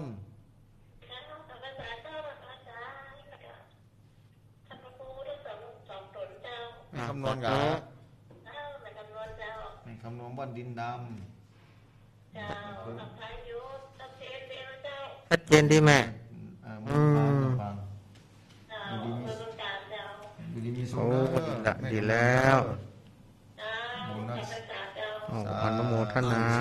เอาสายเดียวสายหนึ่งสายต่อไปเนอะ052-010-084เจริญปอนเรียนเจิญเข้ามาเลยผายจะเป็นสายสุดท้ายเจริญปอนเจริญปอนเจริญปอนฟังดังโทรศัพท์เนอะดังแล้วเจริญปอนโอ้แม่ลูกที่ไหนตั้งได้มาใน4 ปอนก่อนแม่แม่น้อมยังลูกจ้าแต่ว่าไม่เหยแม่น้อมตัดจ้าแม่น้อมอยู่ดีมีสุขนะแม่น้อมเนอะทุกบุญรักษาเอาละครบบริบูรณ์นะจะได้ทนสายเด้อเนาะจำพระครูได้ทนสายครับคืนวันที่16 ตุลา65มีอยู่21สายที่1แม่สีทรบ้านหนองบัวชัยประการจังหวัดเชียงใหม่สายที่2แม่หลงบ้านบวกอำเภอลีจังหวัดลำพูนสายที่3แม่เรือนบ้านแสนต่ออำเภอวังเหนือจังหวัดลำปางสายที่4แม่สายทองบ้านห้วยการอำเภอบ้านโฮงจังหวัดลำพูนสายที่5แม่สลัดแจ้ซ้อนเมืองปานลำปางสายที่6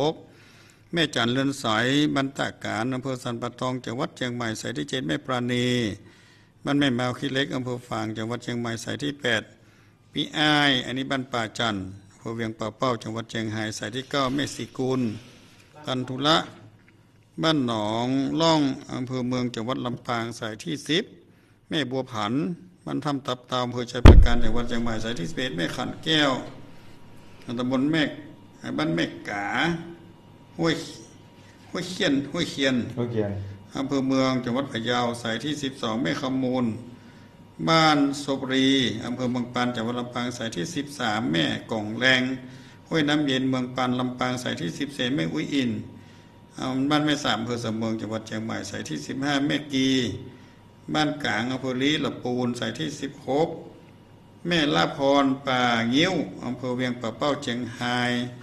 สายที่17แม่ตาบ้านแม่ตานายแจ้ห่มลำปางสายที่18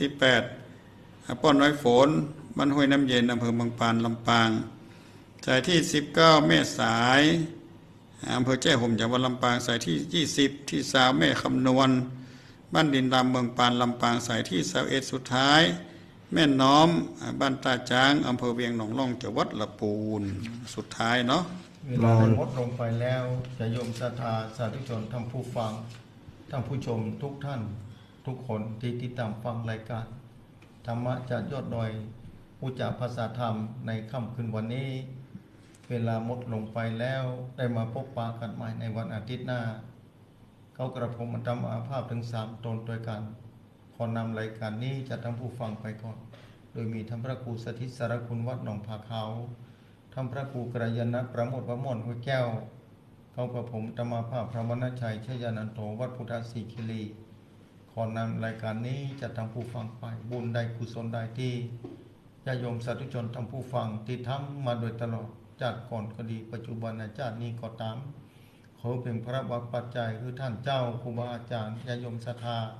มีความสุขมีความสวัสดีมีความเจริญรุ่งเรืองในธรรมเข้าใจในธรรมรู้ยิ่งในธรรมธรรมที่สุขพ้นทุกข์คือเกิดขึ้นแก่ท่านเจ้าครูบาอาจารย์และญาติโยมศรัทธาอายุวันโนสุขังพระลาสาธุ